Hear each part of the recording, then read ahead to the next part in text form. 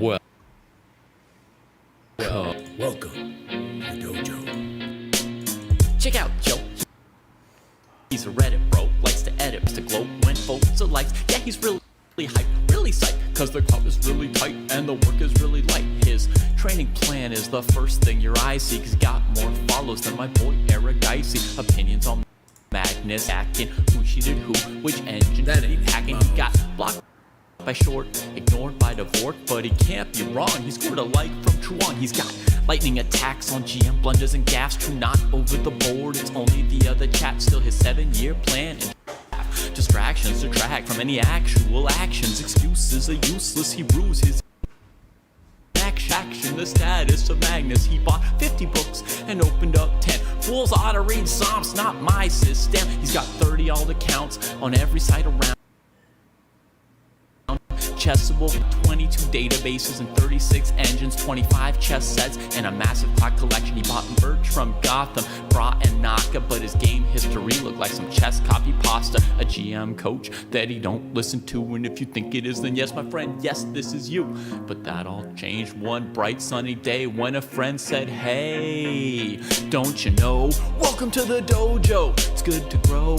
Welcome to the dojo, I gave up on the easy. Sweatworks what we need, G. Sweatworks what I believe, ratings what I'll receive. Don't you know? Welcome to the dojo, it's good to grow. Welcome to the dojo, I stepped away from easy. Sweatworks what we need, G. If Sweatworks what I believe, ratings what I'll receive.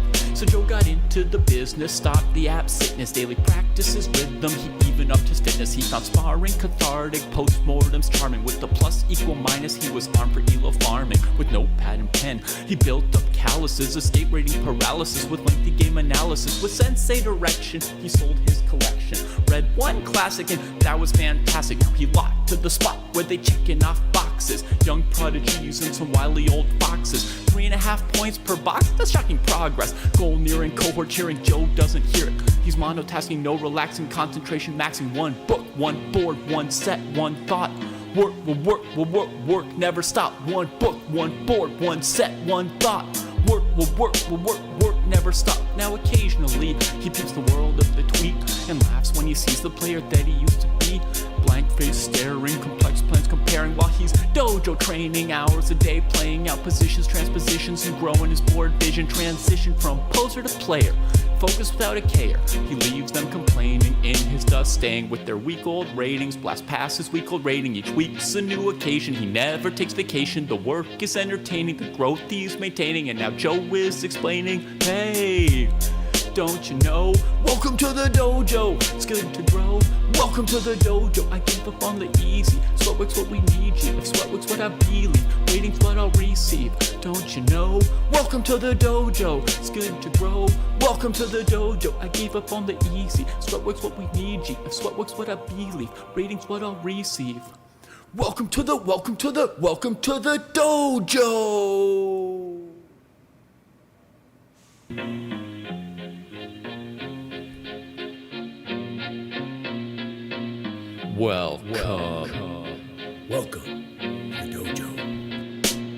Check out Joe, he's a Reddit bro, likes to edit posts, and he starts to glow when he gets the most of votes or likes. Yeah, he's really hype, really psyched, cause the crowd is really tight and the work is really light. His training plan is the first thing your eyes see, cause he got more follows than my boy Eric Dicey. Opinions on Magnus, hands, and Karyakin, who cheated who, which engine that he hacking. He got blocked by short, ignored by Devort, but he can't be wrong. He scored a like from Truon. He's got lightning attacks on GM blunders and gaffes. True, not over the board, it's only the other chap. Still his 7-year plan ensures the last laugh. Distractions detract from any actual actions. Excuses are useless, he rules his inaction. Awaits satisfaction, the status of Magnus. He bought 50 books and opened up 10. Fools ought to read Psalms, not my system. He's got 30 alt accounts on every site around. Chessable courses keep looking cheaper by the pound. He got 22 databases and 36 engines, 25 chess sets, and a massive clock collection. He bought merch from Gotham, Bra and Naka, but his game history looked like some chess copy pasta. A GM coach that he don't listen to, and if you think it is, then yes, my friend, yes, this is you. But that all changed one bright sunny day when a friend said, hey, don't you know? Welcome to the dojo, it's good to grow. Welcome to the dojo, I gave give up on the easy. Sweatwork's what we need, G. Sweatwork's what I believe. Ratings what I'll receive. Don't you know? Welcome to the dojo. It's good to grow. Welcome to the dojo. I stepped away from easy. Sweatwork's what we need, G. If sweatwork's what I believe. Ratings what I'll receive. So Joe got into the business, stopped the abstinence, daily practices, rhythm, he even upped his fitness. He found sparring cathartic, postmortems charming. With the plus equal minus, he was armed for ELO farming. With notepad and pen, he built up calluses, escape rating paralysis with lengthy game analysis. With sensei direction, he sold his collection. Read one classic and that was fantastic. Now he locked to the spot where they checking off boxes. Young prodigy using some wily old foxes. 3.5 points per box, that's shocking progress. Goal nearing, cohort cheering, Joe doesn't hear it. He's monotasking, no relaxing, concentration maxing. One book, one board, one set, one thought. Work will work, will work, work, never stop. One book, one board, one set, one thought. Work will work, will work, work, never stop. Now occasionally, he peeps the world of the tweet and laughs when he sees the player that he used to be. Blank face staring, complex plans comparing while he's dojo training, hours a day playing out. All right, my friends, welcome back. And we have a lot of graduates this week. Normally I would do the show at noon, but we are going to do a big dojo stream at noon. This is actually for next week. I have to plug this in. So we're going to continue. We did through everybody through 1100 through Strange Comfort yesterday. So we're going to keep on going. Angry Narte made it, dude. Wow. We got some famous people making it here too.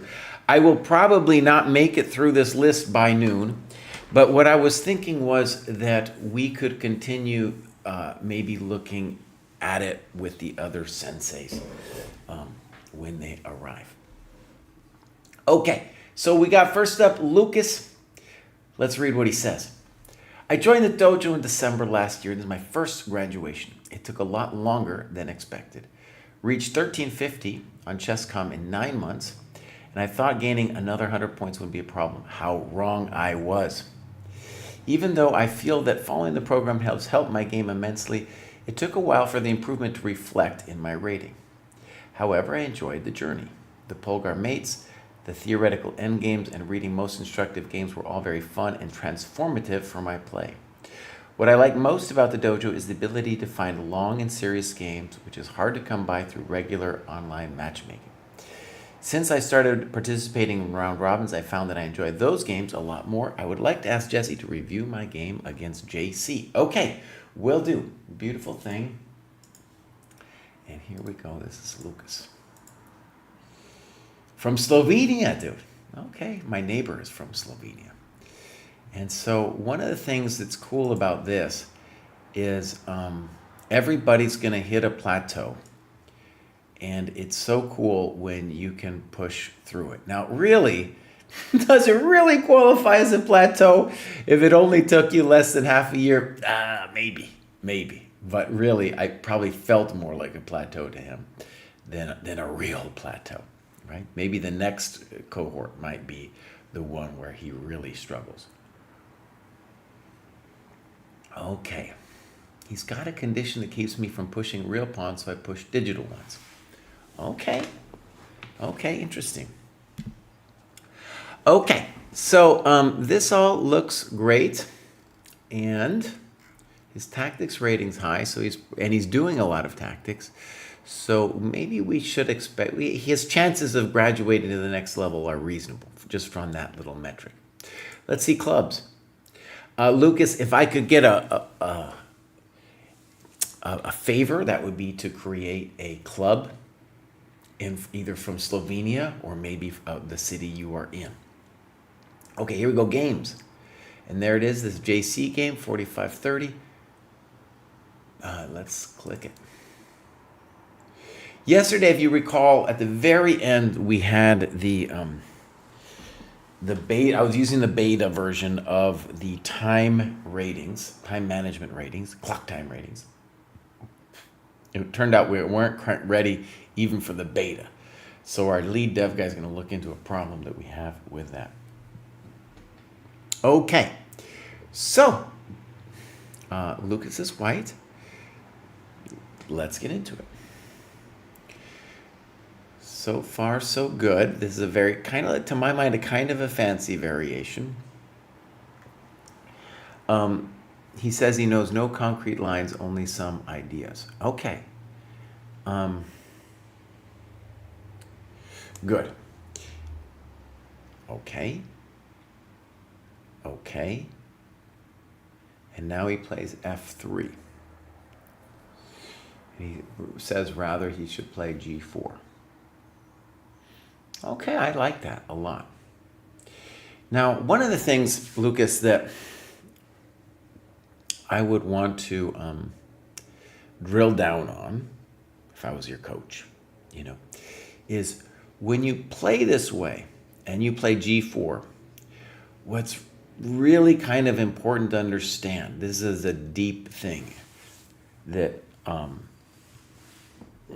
even some GMs, sometimes I think they don't even understand, is when you play G4, the thing you should say to yourself is, look, it's not so much that I'm trying to attack. That was the word you used. What you're really trying to do is you're trying to defang F5 or make the F5 break very unpleasant for the guy. That's the idea, right? If he gets F5 in, he'll get his standard King's Indian play. If we can make that painful for him, the F5 break, well, then that's the point of G4. Now, will it maybe turn into an attack? Are there possibilities for it to turn into an attack? Yes. But it's important to see that you are most importantly doing a prophylactic maneuver, i.e. you are stopping him from doing something. All right, here we go. F3, A6. Okay. Queen D2, King H7, and now G4. Okay. I still like your position. The lack of development makes me a little nervous. All right, knight G8. And now you go for it and play H4. Bang. So you call this necessary. Maybe it's necessary. It's certainly thematic. Now, this is the big moment for black. Should he play F5? I think he probably should. Is it hectic? Oh, yeah. Oh, yeah. That's pretty hectic. Do I know exactly what's going on after F5? No, I don't. But if he doesn't play it, you get to play H5 yourself. All right, he plays B5. Now, the easy thing for you to do is just to take it. And he would maybe have Benko-like play. Now, it's actually, I'll say B5's playable. B5's playable. So what you should see about this is we now have a Benko-ish position.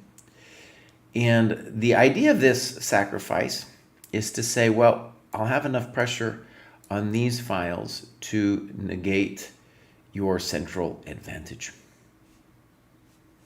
Okay, so you calmly play B3. He takes. I don't like it. Now, I think he should probably play something like B4 or just keep the tension on B5. This relieving the tension is all to your benefit. You can take either way. Yeah. But they're both good. Okay.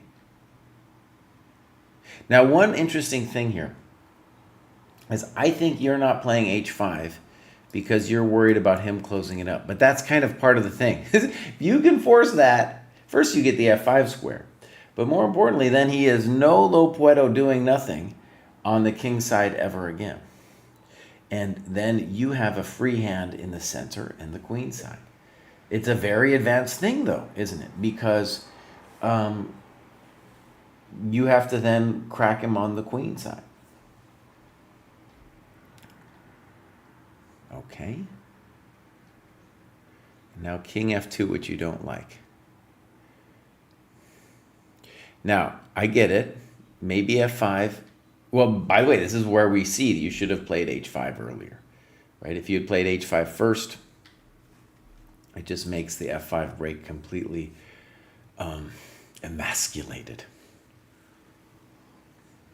Okay, so king 2, F5. All right, we missed that. And now knight G3. And right, you should play bishop F5, and it's hard to evaluate after bishop F5. One thing we should say about this, just so you know, is in general, if you can get the knight to E4, you're not going to lose the game. So that's good news. Right? All right, and this is a very standard King's Indian move with E4, and right, you're probably toast now. Bishop C2, okay, probably your best chance. And now he goes snip, snop, and snook. This guy's killing us. Rook C8. Well, that's a weird move. Let's just say he's... One thing actually we want to say in here, Lucas, is the guy is winning, I think, in more than one way here. I think. So we should be able to just find it. It's interesting, though, because he can't easily get this F4 thing in without pain. So, for example, if F4 now, it looks like you're forking a piece, but bishop E4 check, and his king has no spot.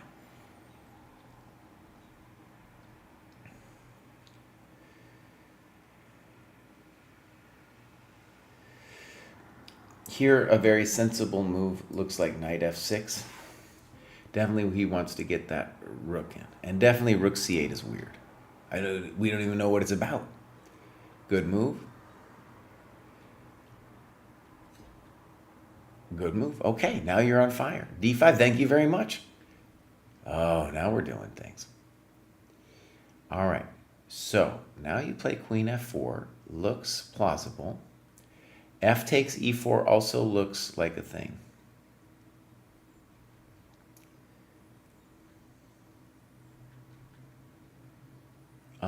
Okay, good. Look at this move he does, dude. Bang! Oh, Lucas, nice move, man. Bang! Oh, yeah. Beautiful stuff. So one of the things we can say about this, Lucas, is it is very hard to play with a space advantage. That's what you're doing when you play this fancy thing of the King's Indian. A lot of Averbach variation, but also a lot of other variations against the King's Indian. Black gives you space in return for some play. When we play for space like that, the key thing will be stopping our opponents from moving. So stopping our opponents from doing something like F5, from freeing their pieces. And of course, in this example, classic King's Indian style, black gets his pieces activated, which we don't want to do. Then plays rook C8, no one understands, right? But I think that was a very high-class game, especially for where you are. You know, that was definitely, I felt, higher than the 1200 rating, you know, that you now have. Okay, so that was beautiful. Let's go to the next one. We actually have a clock graph too. I'll show that too real quick. That's a pretty good looking time graph right there. One of the things, oh, I have to fix the time graph. Sometimes it just gives me a real, boom, there it goes. So one of the things about, in my experience, the time graph that's interesting is certain openings have different kinds of time graphs. So to me, the King's Indian has maybe the most idiosyncratic time graph because it's the kind of opening where players can play often a bunch of theory, sometimes 15, even 20 moves out. But then the position is so ridiculously complicated that it drops like a stone like that because people have to think epic amounts of time, right? And you see that here in this graph. Okay, let's go back. Grad show. And we are going to go over to Rob Bonaris. Rob Bonaris says, working on slower time controls has been the key. Okay, beautiful. And he is graduating to 13-14. Playing for about 4 years. Recently joined a club. playing from Holland, beautiful. I'm resolving to give up blitz. Aiming to enter my first OTB. Okay. And in February 26th, and I'm currently training for this. So we might see some of those games when we look at Raw's games. So he's got a very high tactics rating. That suggests he's going up still. Okay, let's get into the Dutch dojo. I don't know, maybe you're from Utrecht. Maybe we'll put a little Utrecht dojo. You know, you can create that. Or Groningen. No one can say it. We all know it's a joke. Okay, so here we go. This is very recent. Let's look at this one. First, is there time? This is an OTB, so we don't have time. It's a club game. Mark this is reviewed. Again, the Europeans just simply have the advantage that they can play these club games like once a week or so. Beautiful for their progress. Okay, a little soft, but that's okay. A6, weird. Okay, good.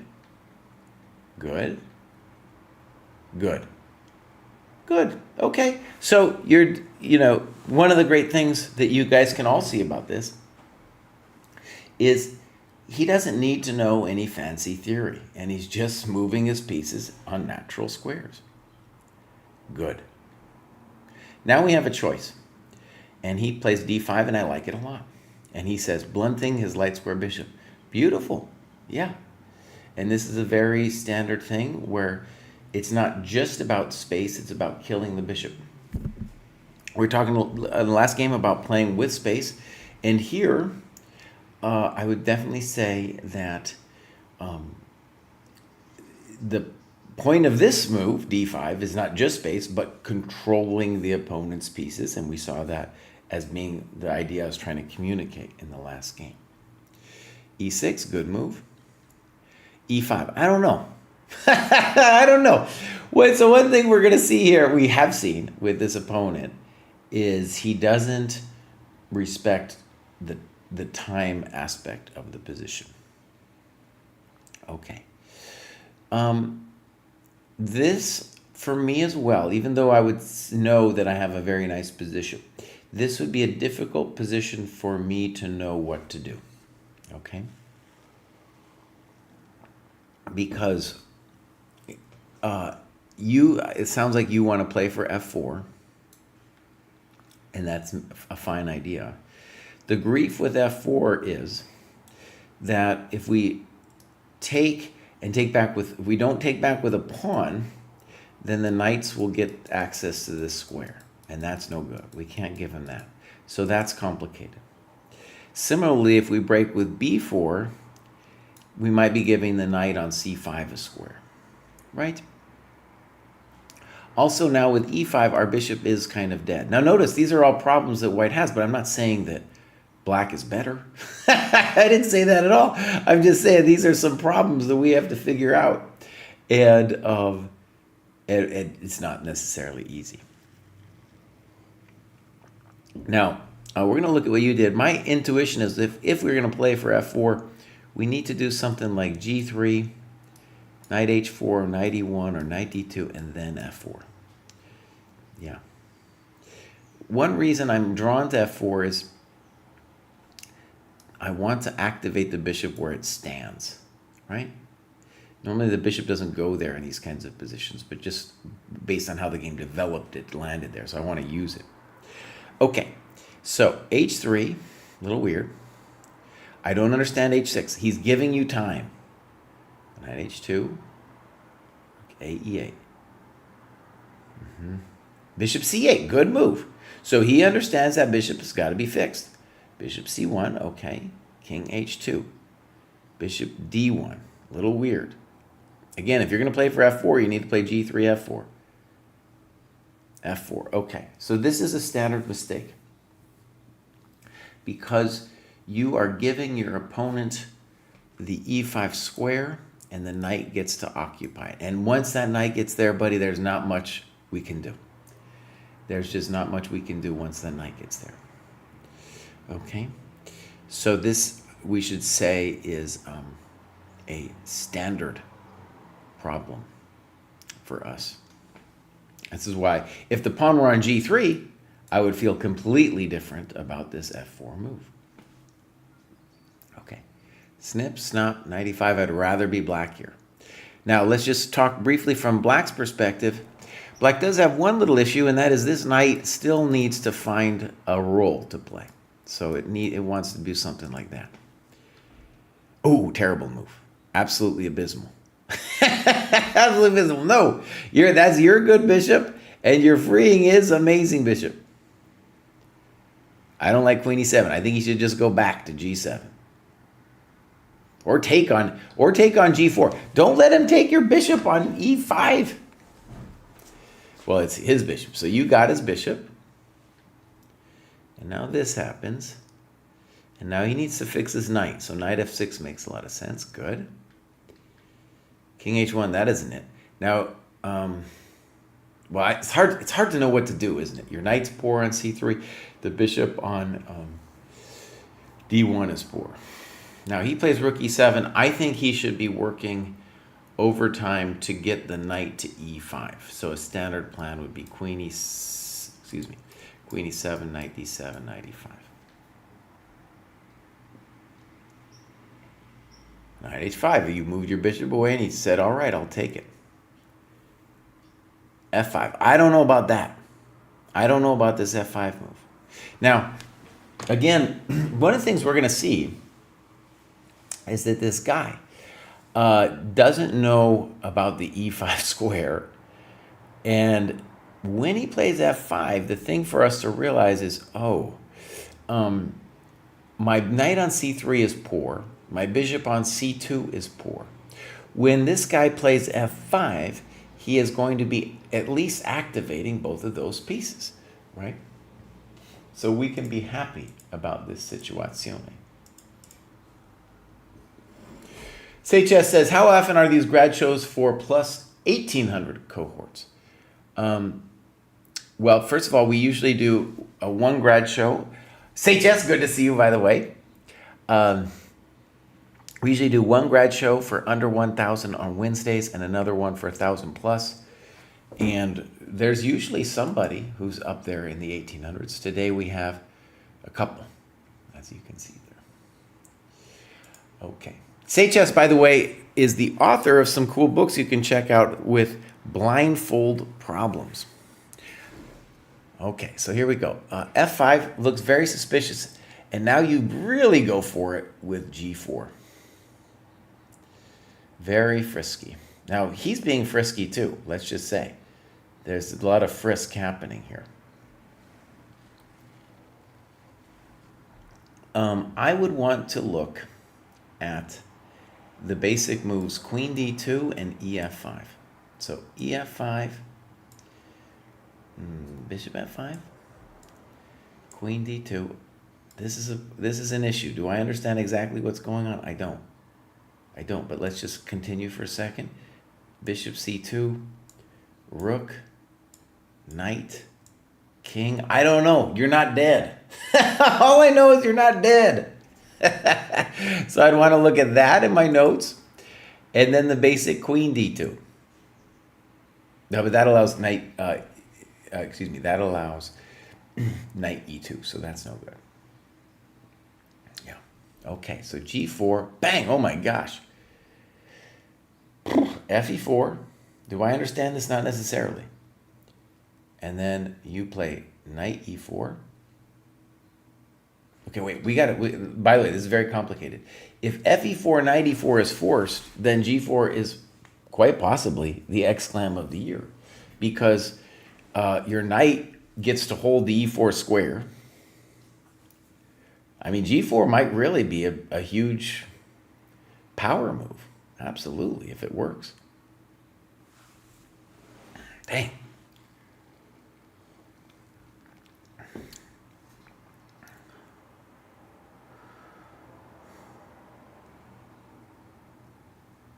I mean, maybe it works.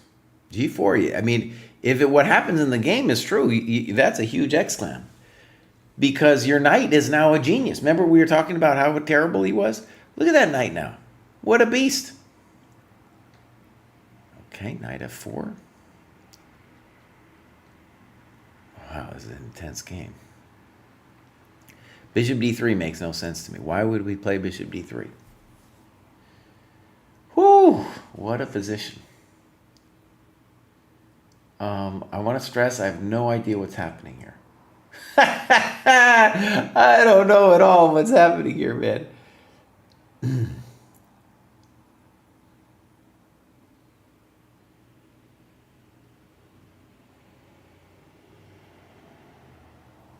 My intuition is that we move the knight somewhere. I don't know where yet.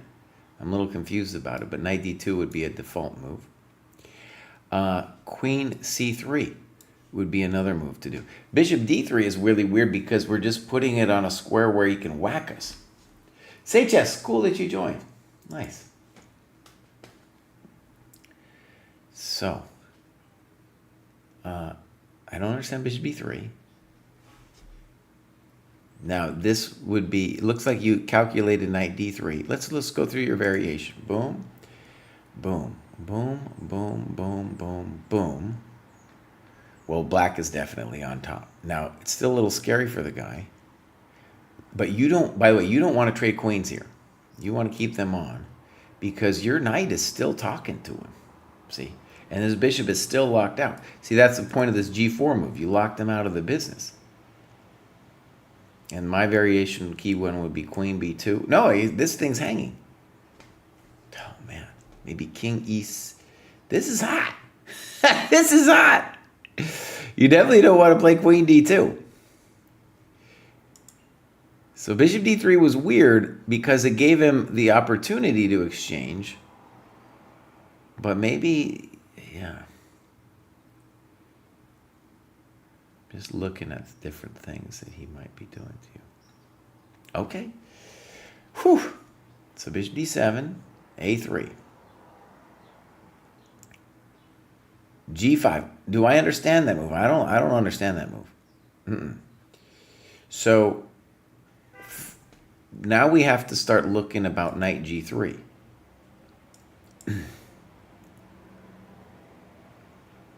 Yeah. Anytime knight h3 comes, we're going to have a little checkaroonie on him. And some questions. Some big questions.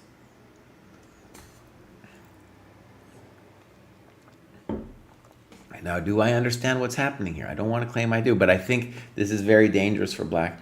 And basically what you see with black is that black didn't have any ideas of what to do.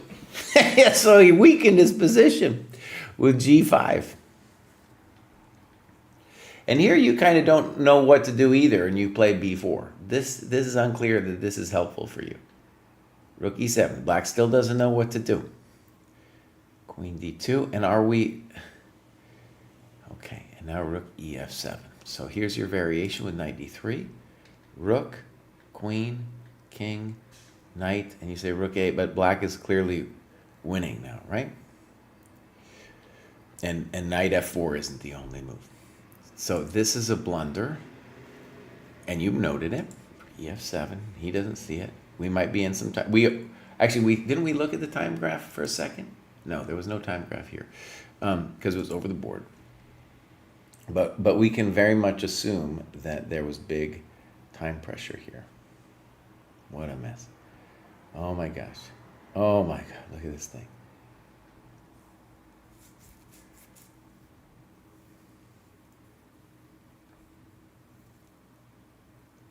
Oh my Lord. What a mess. Okay. Whew. Maybe I'll go through that last sequence. I'm sure this was time pressure.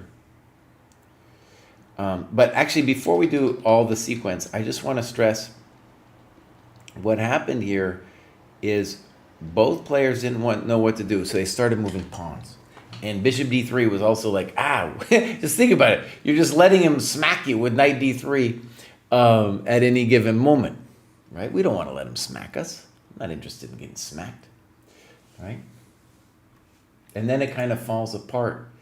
This is how it can go. This is how it can go. Okay. Tough.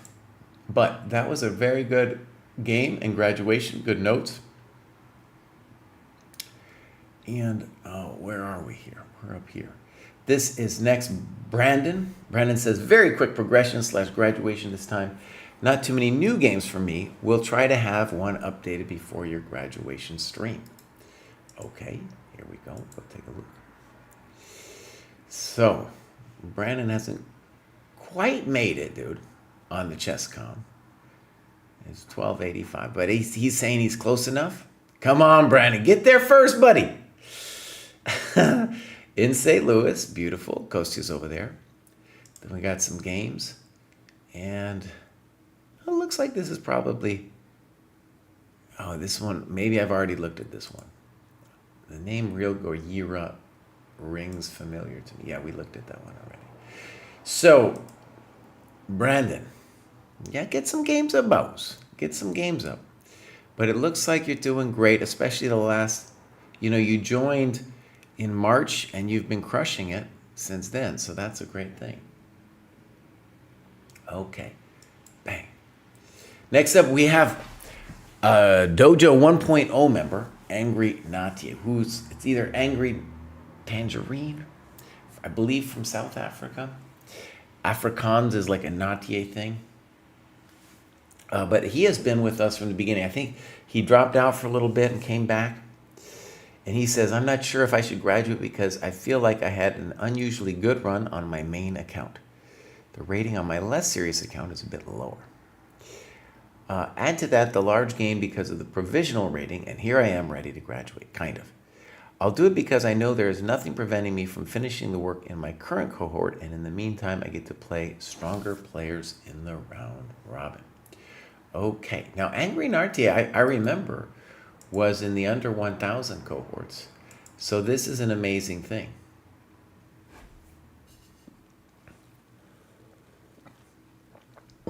Right, maybe he was a little too intense.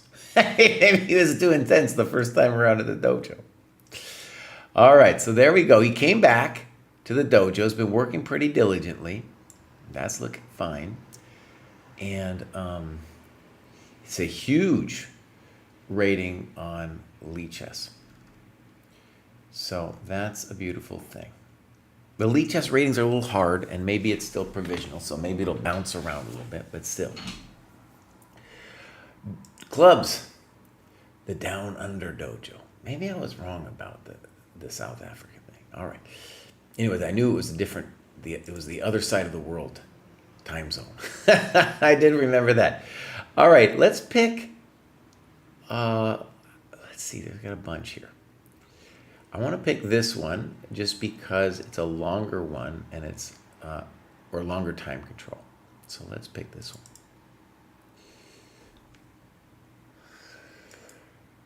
Here's our time graph. And something I vaguely remember from last time looking at the Angry Orange was that he had a time usage problem. And that kind of suggests itself here too. Right? I'm jonesing for this time management rating thing, but it's really a mathematical problem creating the algo. And the boys behind the desk, they're working hard on the math part, and I just look at what they create and say, no. No, it obviously doesn't work yet. Okay, so let's go game review. And an arranged game with colors set to random. Uh-oh, this isn't working. Booms. There we go. Booms. There we go. Okay, here we are. So. Fine.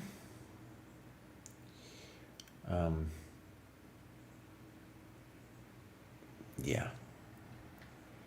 And now this very fancy Queen E2 move. Right. Okay. Now let me just say, for hundreds of years, people have tried to make the Scotch work, and it's a weird thing when they start playing Queen E2. I think I understand the intention, though, right? We're going to play knight c3, bishop e3, and maybe castle long. So obviously queen e2 is weird. d6, knight c3, good. Bishop e3, great. Castles. So maybe black had other fancier things to do.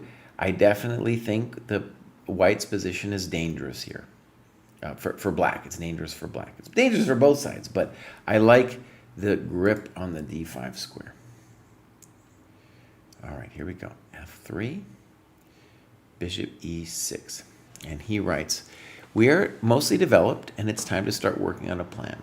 We want to get the king side pawns rolling, trade off the dark bishops, and move the king out of the way to b1. What I still need to learn is what to do with my rooks and light bishop. But hey, we play, gain experience, and learn. It says maybe it was a little familiar. Great. Now, what I would say in terms of just adding something to this is that a key point of g4, g5 isn't just to like murder the king. It might turn into a murder later, but the main point for me would be let's kick the knight from its valuable central location and then body slam him with knight d5 at some point, right? Well, and we don't want to play knight d5 until we really body slam him with g4, g5. Okay, so I think g4 is fine. Played it quickly. Bishop e3. This was the first unexpected move. My opponent said they didn't know much about the Scotch. Capture feels premature and allows me to post the queen closer to the center. Good, absolutely. And I want to stress, I don't know what to do as black either. No idea. No idea. You know, no idea what to do here. Yeah. But this is definitely wrong in principle, really from a development standpoint, because now the bishop and the queen are far more happier than they were the move before. a5. Okay, now we do have a question of how to play this. Personally, I like g5. Let's see what you did. Bishop b5. Okay. Angry writes, a beautiful square. The bishop is developed where it can't be moved and the knight is pinned. Okay. Well, black should probably consider a4 sacking the pawn, but instead plays bishop b3, which I think is a big mistake. It doesn't feel right anyway, because that knight on b3 was in many ways our worst piece. Fancy. Fancy. C takes b3. And on a b3, you write, opponent was surprised I didn't play this. I guess it does seem better because we are playing toward the center, but at the time I didn't see a difference. But this is the direction we capture in the opening course, and I don't see a reason to do otherwise. Okay. Summer of Solitude, glad you're here. By the way, I'm just going to make a little announcement. So normally I do this show at noon, but at noon we're doing a big dojo stream with Kosi and David. We don't even know exactly what we're going to do, but we kind of want to do a 4.0 stream. And so maybe we'll do some graduates with them to begin with. One thing I would like to hear is why C takes b3 is in the course, right? And the idea of the CB3s, and I immediately recognized it as fancy, is you are saying that after king b1, black will not have the chance at counterplay on the queen side.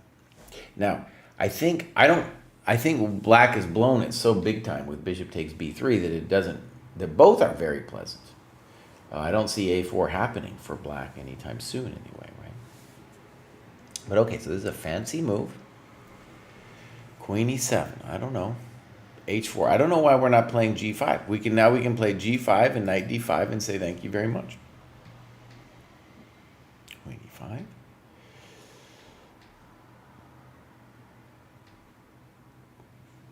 Good move. So yeah, you're in firm control here. Rook G1. Okay, F4 right would be a mistake. I'm not sure I get Rook E6. Good, finally, King B1. Knight B4. Okay, now he's at least giving you a question, but... And does Bishop D7... Yeah, what is the meaning of Bishop D7? So, he did some analysis. Rook D5. It seems obvious, but it's so easy to miss this. Okay, right, because we have Queen D5, E D5, Rook, Bishop, Rook. Right, we don't want that. So, Bishop D7, Knight D5. And then the question I would want to ask is, what about Queen? No, Queen D2, he's got Knight B6, exclaim. Right. Okay. So, very spicy sauce for him to play Knight B4. But wait, can we make it simple? Oh, we cannot. We cannot make it simple because Knight takes and he's got Queen takes. Oh, man. So, Knight B4, exclam. You're still better after Bishop C4. Good move. Little spicy. Okay, this is all very hot all of a sudden. And then AB4, I guess, is just a blunder. Okay. And then BC4, you guys looked at it after the game. Good move. Queen F4, good move. And then what are we going to say here? You're better? Yeah. I like this note. Another horse show is about to commence. Okay. So, this is about to finish, I feel. And then he just resigned. Uh-huh.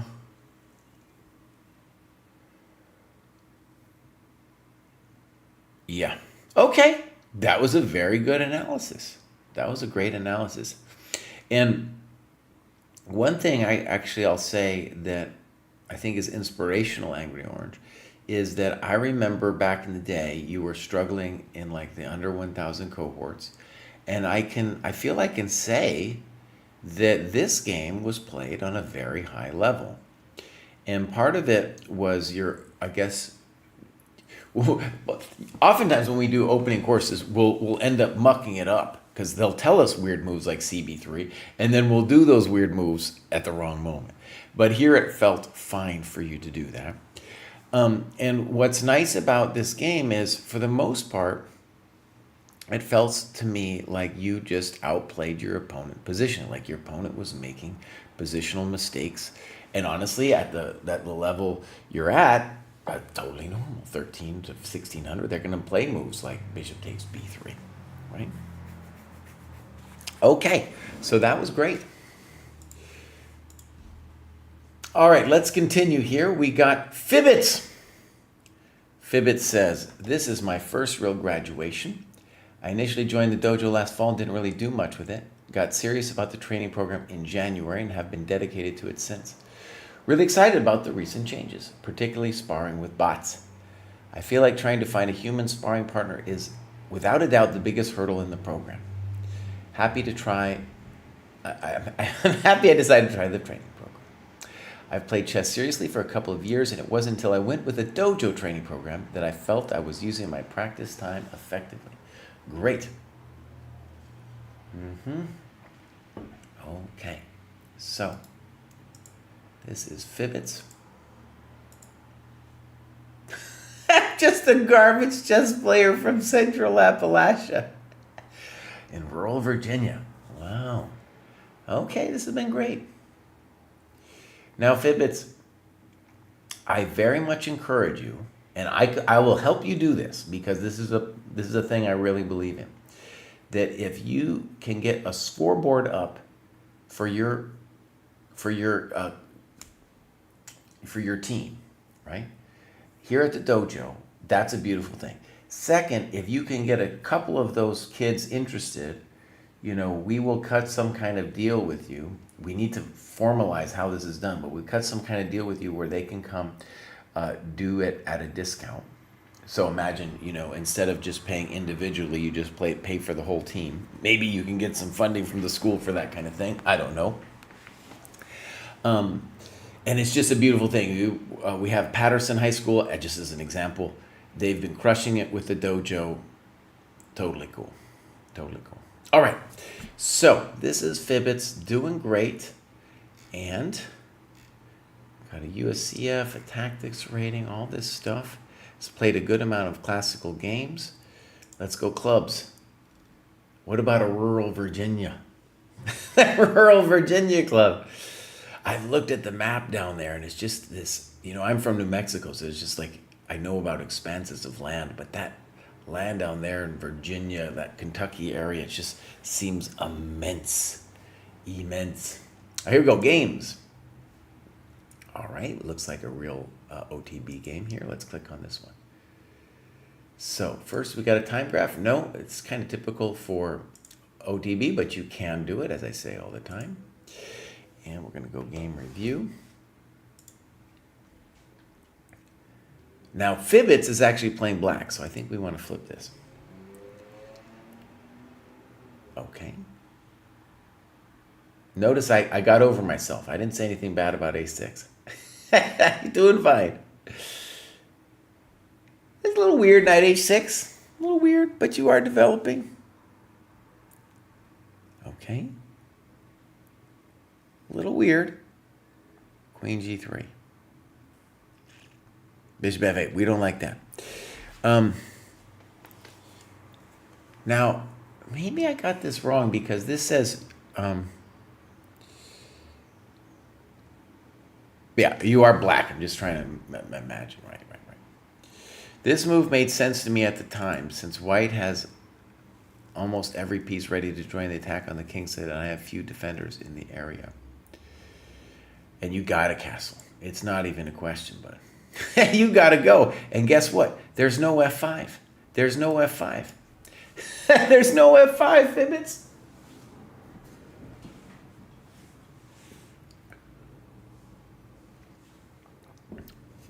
Now, it's true. If he did have F5, it would be scary. So if you didn't see it, I appreciate your fear. I appreciate your fear. Though even then, let's just imagine it first.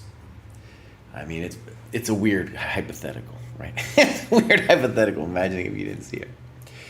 And the rule should be that I'm going to yell at you so much for bishop F8 that you should be like, I got to find a different move, or else Cry is he's just going to be on me. He's going to be on me. I like castles long, for example, better than bishop F8.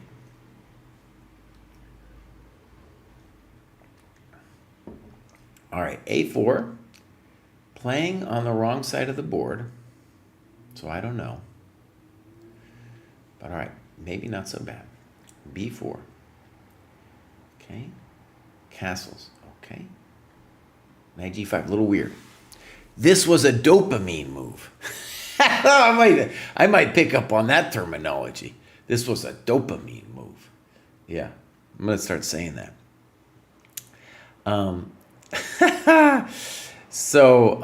Right. And when you don't like an opponent's move, you should say what you want him to do. I think your arrow is indicating you want C3. I like C3. I think knight F2 isn't dumb either.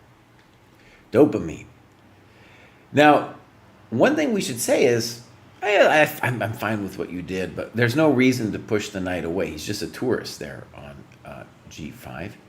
And one thing we want in this kind of setup for black is, in the closed Sicilian, our main hope for survival is just the fact that we control this square, that we can mess with him. So now the default move, I think, should be knight D4. Right? We're messing with him now.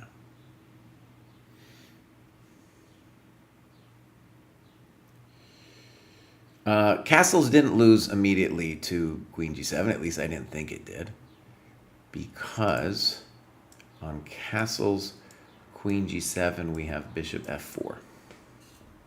Now, how do I evaluate this position? No idea. I don't know, but I just want to say I like this better than bishop F8. Okay, here we go. F6. We'll bring the knight around. Okay. C3, good move by your opponent. H6, I don't know what you're doing. He should play queen G6 now. D4. It's getting hot. G5. Well, commendations for the advanced chess over here with G5. Maybe. And then you blow with knight A5. So again, if you don't like knight A5,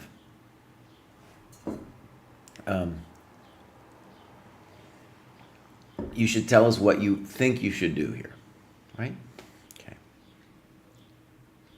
He misses it, and now you got knight B3, you got bishop E4.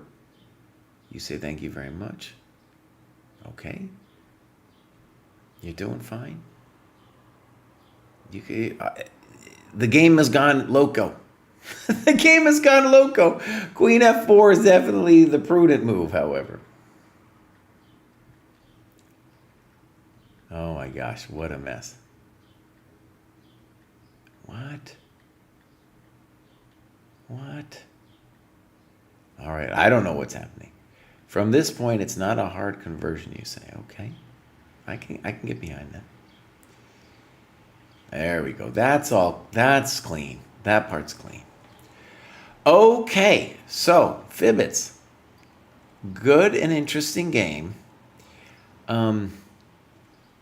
Now, let me just say, with the under 1,000 crowd, one of the things I say is that there are three things that they need to do, right? They need to learn to take their time. They need on the clock. They need to develop their coconuts, and they need to stop hanging stuff. Here, what I want you to see about the bishop F8 move is you need to overcome it, and then if you overcome it, you will start seeing it in the opponents you're facing. Because at this level, they're not going to hang that many pieces, but they are going to play a lot of moves like bishop F8. I did a course on Chessable called Mastering Time in Chess. It's one of the requirements kind of around this level at the dojo. So just something to bear in mind, that when I wrote the course, the idea was very simple, is that if you can get good at exploiting moves like bishop F8, and of course not making them ourselves, that is the process for improvement, rating improvement at this level, because that is the gift that you are going to be getting consistently. Okay, great annotations. Again, put a club up. Put a club up from there in your town or your team there. Spider Slaton's next. This guy's famous. He says, glad to be part of the dojo. Never thought I would reach the level I have so far. I hope to continue to improve, but if not, I appreciate the journey and I appreciate the dojo. Note, I did lots of tactics. I finished Common Chess Patterns and I did the 100 Tactics You Must Know, but did not mark the calendar much this time around. I have found that doing tactics and working on calculation has been the most beneficial to my improvement, especially in the last 100 ELO. Fair, I believe that to be true.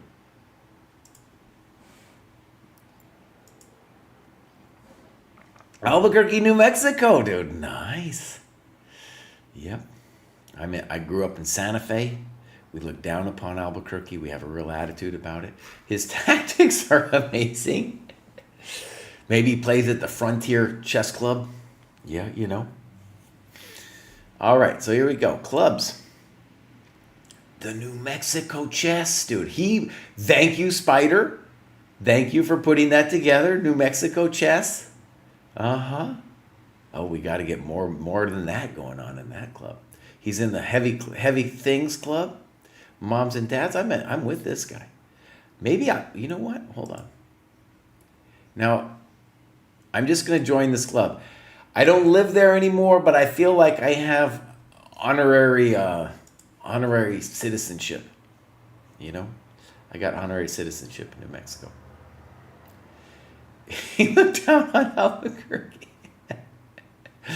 Okay, here we go. I don't want to talk too much smack. Now, Spider, this is very importante. You're playing at too fast of a time control. Okay, too fast. So if we go, for example, training plan, and we hit classical games, here you can see the time controls that are the minimum that you should be playing. So you should be at 45-30, and you're playing 30-0. I'm gonna guess it's a habit, right? You've been graduating like crazy, and you got used to this 30-0 format. So I just want to stress, we really want you to take it up a notch with playing the longer time controls. And when you play in the dojo round robin or something, you're going to be playing the recommended time control. All right, so here we go. Let's take a look at this one.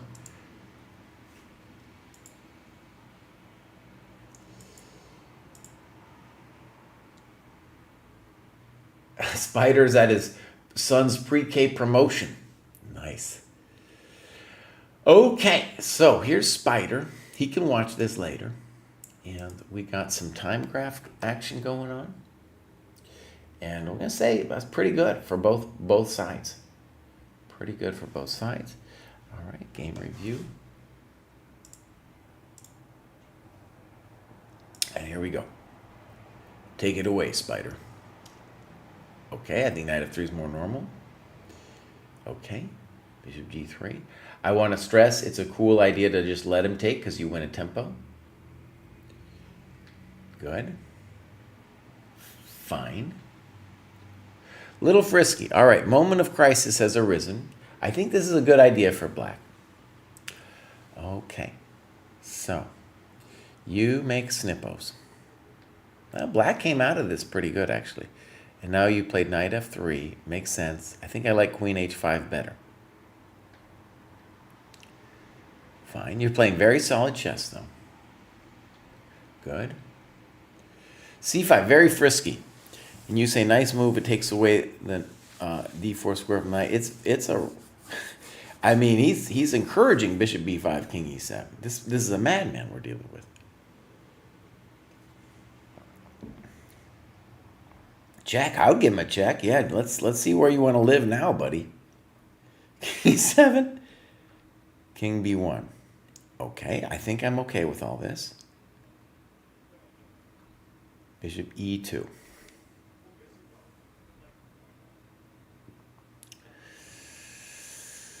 Okay.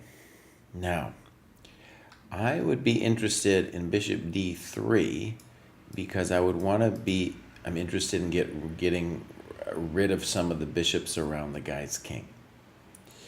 Now, bishop d3, you do have to calculate d4, talking to this taco, c4, and then I don't know exactly what's going on here at all, but I would just be interested in sacking my coke. I just want to look at it. I don't know if it's any good, actually, but I just want to look at it. I'm not sure about it.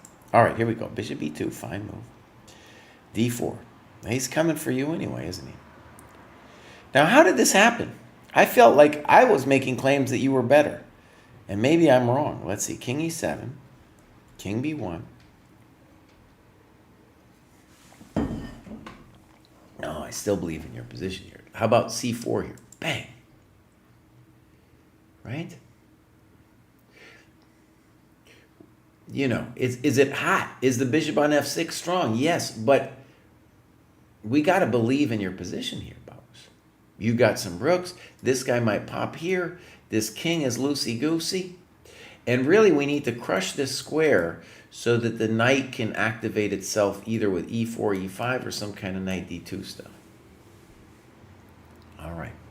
So now this doesn't look bueno, as they say in Albuquerque. Rook c8, what are you doing? Take on e3, buddy. Thank you. I hope you said thank you when you gave him the pawn. He doesn't know what he's doing. He's going for a trick or something. Rook hd1, okay. Beautiful centralizing move. Check to the miserable king. And you analyze queen h6. I would call this an advanced tactic here, but it's a beauty, so we're going to show it. And then queen c8. Now, let's just say this all looked good.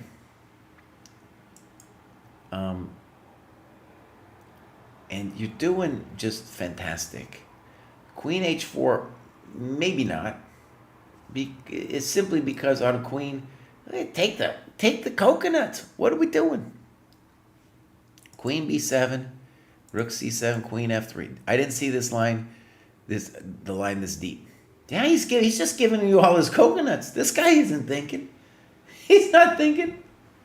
Far Eastern soul like gets crushed anytime he sees a London.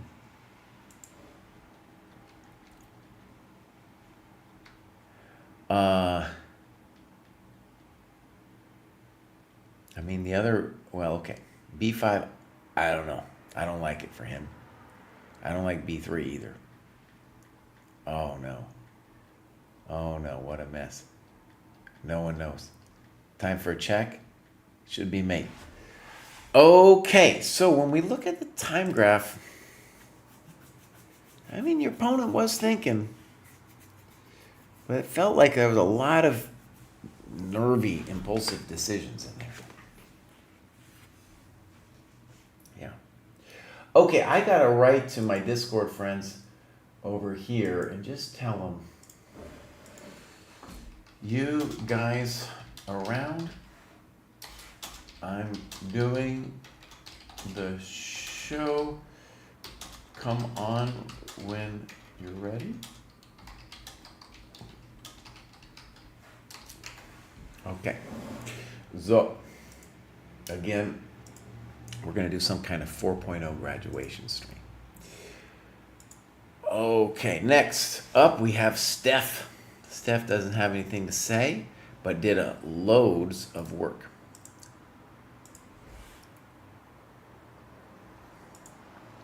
Loads of work here. Joined at the beginning of this year, and you can see he's crushing it here. He is crushing it with the work. And, yeah, using the FIDE. Kind of, okay, and all kinds. It checks out. Let's see. French.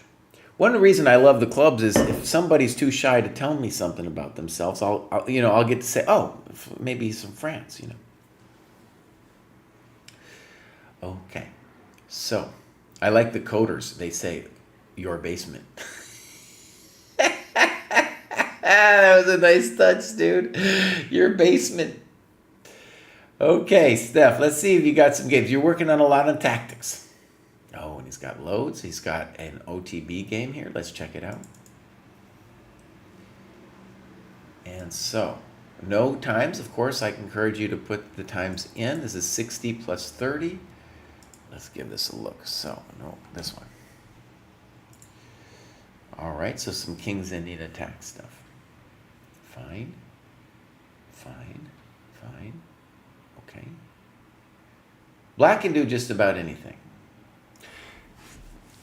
Sending the cavalry to the king's side is a common plan in the King's Indian attack, so I'm doing it because I don't know what else to do. Don't have a clear plan, and perhaps this position requires a different approach with c4, knight c3, bishop e3. My development is taking forever here. I don't like c4.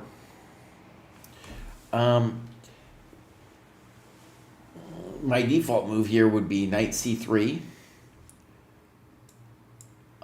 And then let's say castles, and then we're going to move the knight somewhere. I don't know where yet, and then we're going to go for it. Is it hot? Oh, it's very hot. All right. Now, you say your development is taking you forever because you played this way. Will Black play d5? Not yet. Rook e1, fine. So, well, okay. Rook e1, it's like you're committing to not doing f4. He commits to not doing d5, and now you go knight f1. It's a little weird. So one of the things to say about this kind of King's Indian attack thing, right, is your opponents can do a variety of setups, and you're just trying to get an interesting maneuvering game. A default for you here should be c3. And the point of c3 is not to play for d4, just to kill off this knight, right?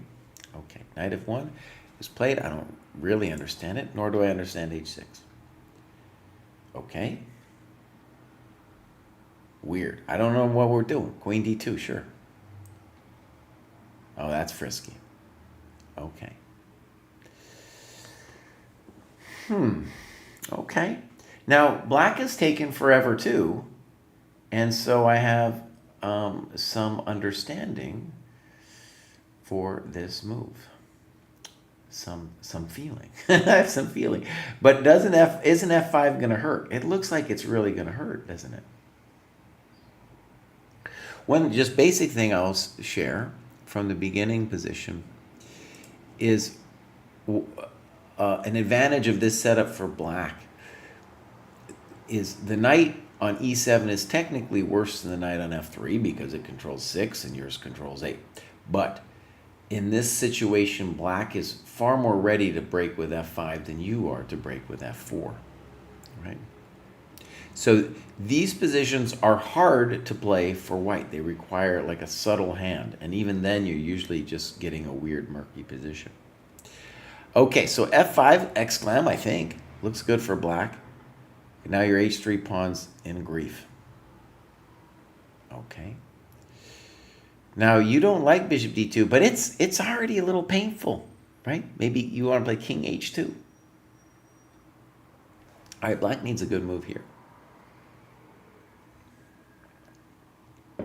He plays queen F7, and if I was black here, I would really take some time to try to knock you out because, like, yeah, he's got the center, and it's time to start looking to hurt you somehow.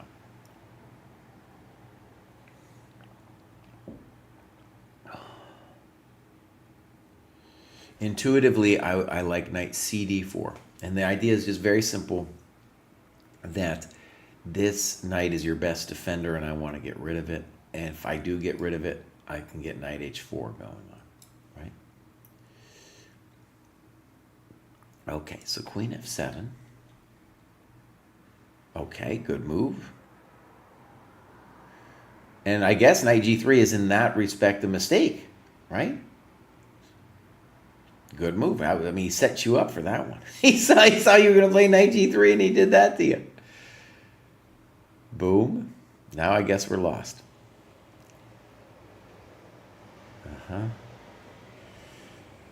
Okay. Well, now we're just toast. Okay. Yeah. So, very unhappy with that game. I don't know if I should continue with the king's in the attack. I need to look at Master's game to understand how it should be played. Now, okay, you can be unhappy with the opening. I get it. But also just recognize you get a position like this. You still want to play basic principles and thoughts. Knight D2 isn't the end of the world. I feel like when you give yourself a question mark with Knight D2, it's kind of a little bit like you're saying, I don't feel good in this position, right? And I get it. This is, there's some interesting things going on. I think if I was white, like one thought could be Knight C3, castles, and even H4. Pushing Harry the H-pawn.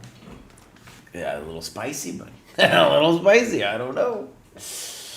Okay, and I just want to stress, it's a rich position, and you're going to get a rich position anyway in the game of l'échec, right? Yeah. Okay, so don't feel too bad about it, but it's like that was a weird move. That was weird. That was weird. And then that was weird, right? So those positional decisions are what got you in trouble. And I want to really stress, if you go studying this thing, there's so many different setups black can use. So the way you should approach this, like, study your games, and realize like you are trying to outplay your opponent with interesting positional technique, right? And at this level you're at, they're not going to play that strong. This guy, I felt, played a very good game. Okay. So, well done. That's Steph. And now we have Solitude, who I believe is in the chat. So, let's see if we got any Discord people talking to me. Set up a Zoom. Solitude says, I started playing OTB last year and love it. We'll switch to FIDE as my preferred rating for selecting the cohorts when it stabilizes a bit. Lost a ton of rating in my last tournament that hasn't been updated at FIDE yet. Great work at the dojo. Thank you.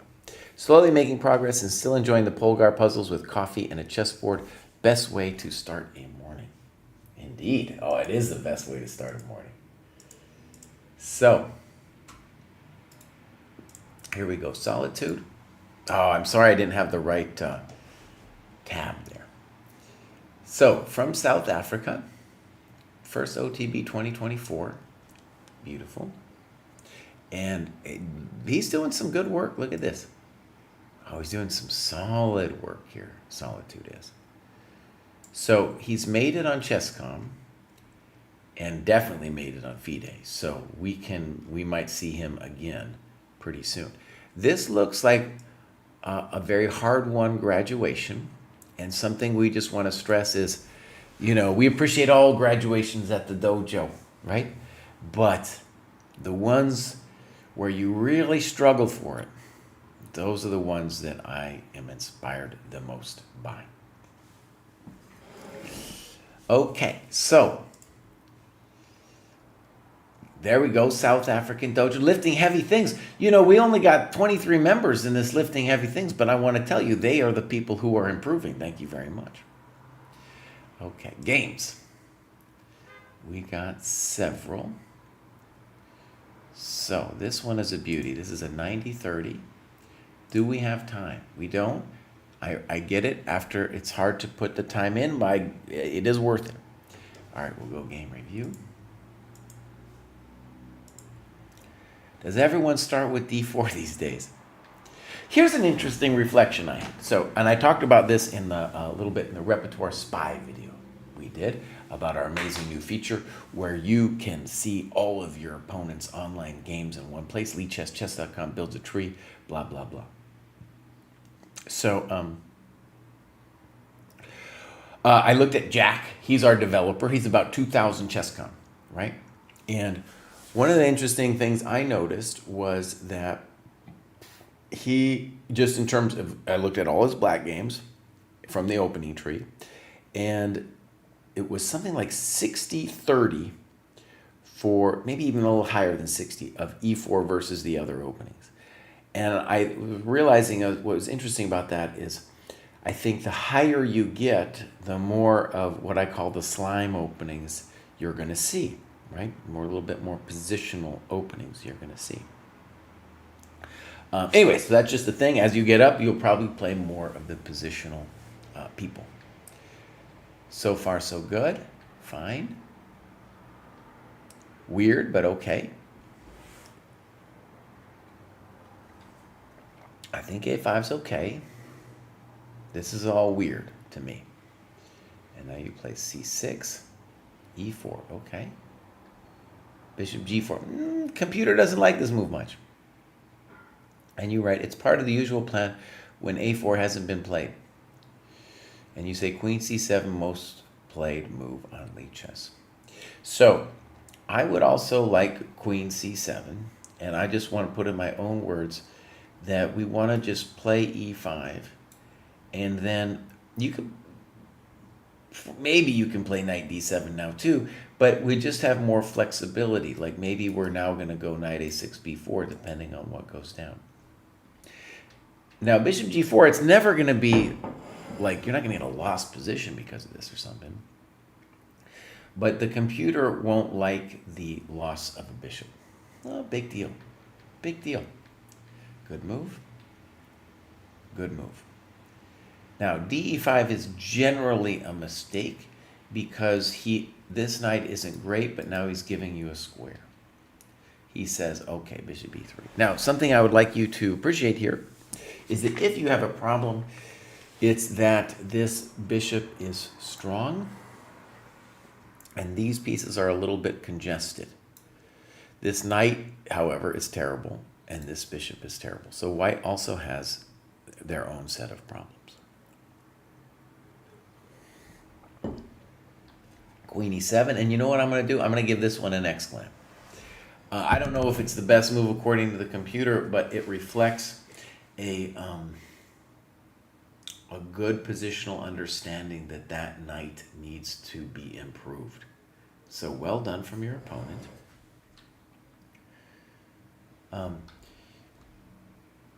I can imagine that Another move. So what I want to stress with that when I say that is what I really like is the intention behind that move. If it's true that you're going to get knight c5, then maybe queen c4 first is even stronger. So knight c5, knight e6. But I think this is fine. He can just play c3 now. Very nice move. Very nice move.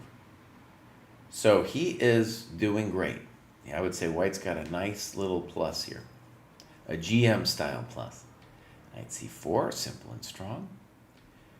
And now he does this move, which I don't feel great about. No, I don't like it. This relieves the tension. Maybe he's still a little bit better after knight b6, but I just don't like it.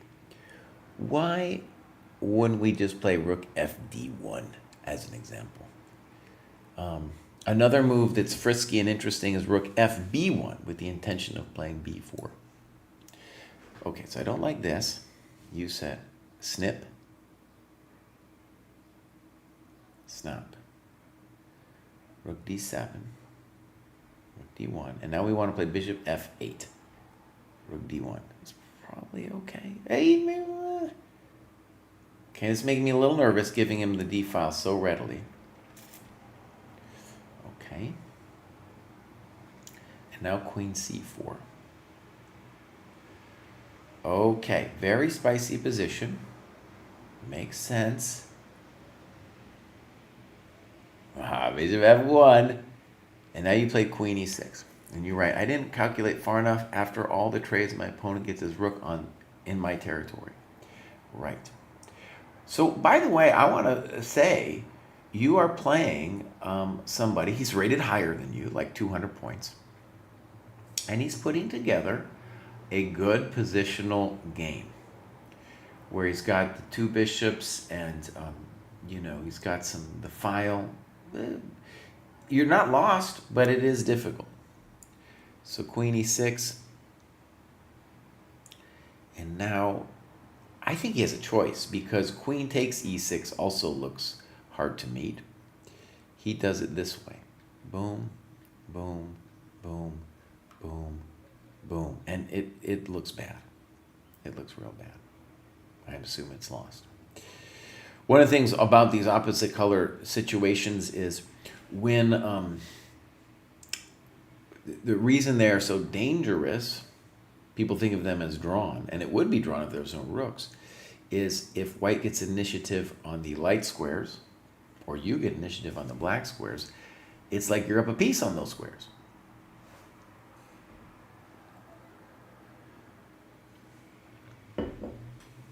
Okay. We got a bunch of questions. Let me just see this over here. Kostya's going to come in to the Zoom. Oh, it's in the wrong. I want to put it over here. So, let's say start. Hey, Kostya, how you doing? Hey, good. Can you hear me? Yeah. I don't have your camera ready at the moment, but I was thinking, how about this as just a process? How about we do a couple grads, me and you? Yeah. And then when David comes, we can switch, keep doing some grads, yada yada. Let's do it. And we can change the scene and layout, and I can bring in other stuff when he gets here. Okay, we had a huge week with the grad show here, Kostya. And let's go and look. We had 38 people graduating. Dang. Wow. And I don't know what it is, but there was the last couple of weeks where it wasn't so extreme. This one feels like they're trying to kill me. So I don't know. Yeah. Hello, chat. Hello, YouTube. Hello, Twitch. I have everything open. Hold on. Let me switch to the YouTube chat as well. Hello, everyone. So 38 grads total, huh? Both sections? Right. Still though. Yeah, it's a lot. That's 100 points. Yeah. So that's like 3,800 points were gained by these people. Actually, Kosia's here, so kind of good. Maybe we can address some of these questions in the chat. I'm going to read Jim Inner Wayne, and I'm not pronouncing that right. But anyways, the question is this, Kosia. Is there a software tool recommendation to build an opening tree for myself? I'm using Chessable at the moment, but I'm not so happy with the respective tool it provides as I need to make a course, which is very tedious. So they're trying to make a whole course? I guess they're trying to make a whole course. I'm a little confused exactly what he wants it for. You said opening tree, so that sounds like they want to, I don't know, either, look, I know you can search the openings you played on chess.com and Lead Chess using the Dojo repertoire spy, which is brand new. Mm-hmm. So, I don't know if he knows about that, but if the games are on chess.com and Lead Chess, then you can just search them that way. But it sounds like he's trying to like build like a thing. Yeah. So if you're around, write your question out again, and we'll get back to it because I don't quite get it immediately. Okay. By the way, everybody, we're waiting for David. He's going to join us in a second. Let's go on to Esteban here. Esteban doesn't say anything.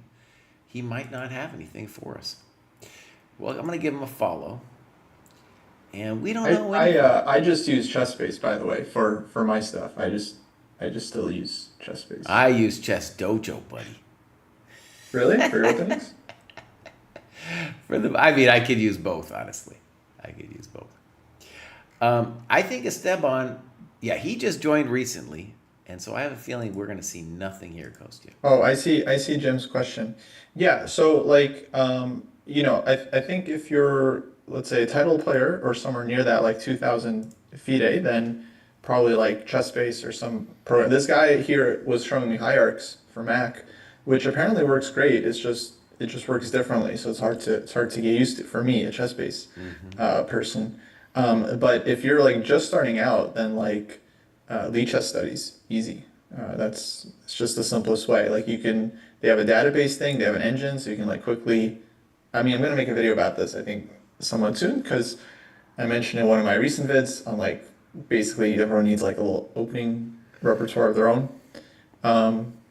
Basically, you're just asking about a repertoire, where to store your repertoire. So if you're just starting out, I think Lead Chess Studies is easy because you can access it anywhere, right? You can get it on, and then it's really easy to build it out from there. David's joining us here.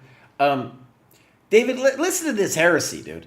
Somebody asked Kostya, how do you do some opening prep? And I'm like, of course it's the dojo. And Kostya's like, well, there's ChessBase, there's Lead Chess Studies, dude. I didn't say there's ChessBase. I said I use ChessBase. This is what I use. Okay, if that's what he does, then that's what he does, Jesse. Anyways, I'm trying to tell you, we've got a great database. It gets better all the time. And you can definitely use it for your opening prep. You're trying to post you that? Yes, if Jim really needs to know, Dojo has all these tools and then some. But I was just trying to give an honest answer instead of. Yeah, you should definitely give honest answers. No, but the thing is, like, the Dojo site is paid, obviously, so it's available for members. So if you're a member, of course, I would suggest you use that. But I don't know if Jim's a member or not, so I'm like, okay, like, if you're just starting out, like, Lead Chess Study is going to be the easiest way to go. I'm sorry, but that's. And there's also a chess.com library as well. Excuse me. Mm-hmm. All right, David, let me propose a process. I think Kostya gave me a soft yes on this. So we have 1, 2, 3, 4, 5, 6, 7, 8, 9, I believe, graduations left. Some of them might be fake graduations, i.e. they go real fast because nothing is said. But my suggestion is we do those together, and then after we're done, we change scenes to bring everybody in, like the cameras and stuff. And then we'll do whatever we want to do for 4.0. Okay. All right, cool. I'm going to read what Sacrificial Code says about us. This, by the way, of us 3 senseis doing the grad show at once, is, I think, a very useful process for us because we can kind of see the program in action together with 6 pairs of eyes. Here we go. Hitting Oh, the wait, button. but sorry, Yeah. sorry. Did we do Esteban? I feel like we might have. Or No, we did because Esteban just joined and doesn't have any games, doesn't have any Oh, log no work. games. Okay. Yeah. Get some games in. Sacrificial Code says, hitting the button now. I was a bit hesitant to graduate with my OTB still being on the low side, but I see that 1400 versus 1500 tasks are pretty similar. I had undiagnosed Crohn's, making me sick between mid-January through April. That's brutal, by the way. I've known people with Crohn's. That's terrible. And didn't have much energy after work to do anything, including training.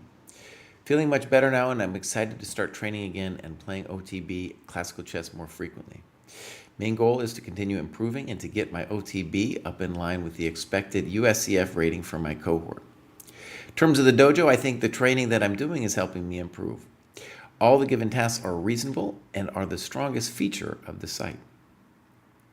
Still find coordinating for sparring/classical to be a sticking point. Maybe it's an online culture thing, but I didn't see much scheduling for classical games or sparring in my cohort.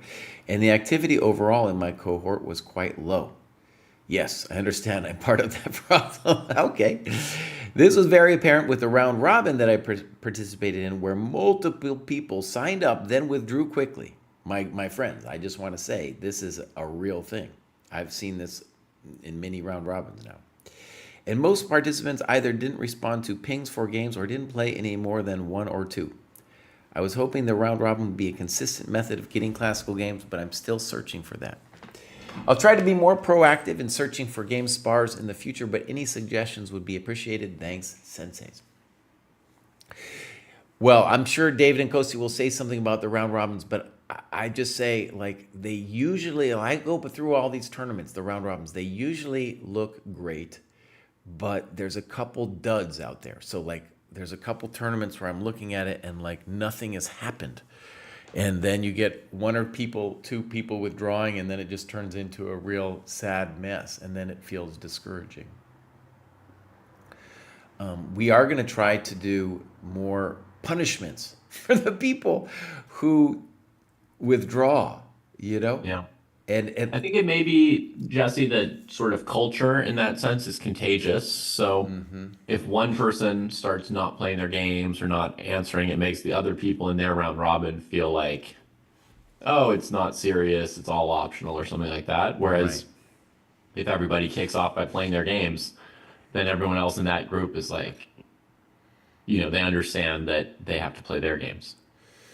yeah, and if we got rid of, like, especially if we have serial offenders, if we got rid of those people, or they had to pay some little fine, doesn't have to be an extraordinary fine, but just some kind of pain so that they don't do it again, hopefully we'll get less of those people. Yeah, I would suggest another possible payment would be an apology letter that gets accepted by the other people in their round robin. So they have to write to everybody else in the round robin, apologize, and those people can say apology accepted or not. Wow, And then they're either allowed back in or not. They can try writing a better apology letter. Okay, yeah, that's rough, dude. That's rough. That's like an Alcoholics Anonymous kind of approach, you know? Go around to all the people and say you're sorry. Yeah. Yeah, ChatGPT would not cut it. Okay, we got Sacrificial. He's from Indiana, 26, data analyst, music nerd, chess enjoyer. Okay, joined the free site in 24 October and then paid site on 1 month later. Okay, so he is doing great. He's got a lot of work being done since he started. And very high tactics rating. Let's see, is he in Indiana clubs? Yes, he is. There it is. 20 members, Indiana, looking good. Games. All right. Now, he's got some 60, let's say, I guess the most recent one we could take a look at. Time graph. Let's look at the ye old time graph for a sec. We want to say, just on a superficial glance, well, it's not so bad. You're at 29. Yeah, you got we might wish for a little bit more time spent, but overall, we're not going to complain too much about the time. Okay. So, here we go. This is an OTB game. Looks good so far. Fine. We're following the Dojo aggressive repertoire against the Sicilians so far. Thank you very much. That looks good. Pawn takes. Good move. Cool. Hope we win this game. D5 and now bishop E3, deviating from the aggressive repertoire since frankly I forgot the move.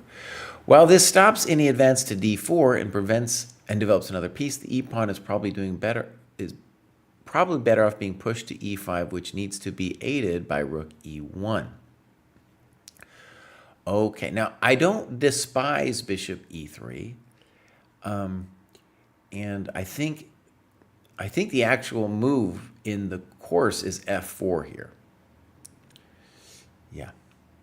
Okay. Bishop E3, and you're going to get the nature of the position here with F4. So I don't dislike what you've done. Then a mistake, and you note it as a mistake, right? So black's what do we want to call it? His trump was that he had a beautiful pawn center. And now all he has is a sad, isolated pawn on c6 and continued poor development. Okay, you played bishop d2 in 2 minutes. I think bishop d4 is maybe something we should think about. I'm going to guess you didn't do it because of knight f4, but it's still pretty spicy after, say, queen f3. But all right, bishop d2, you got a great position. Queen f3, Wait, hold on a second. Yeah. Okay, so instead of queen f3, Yeah.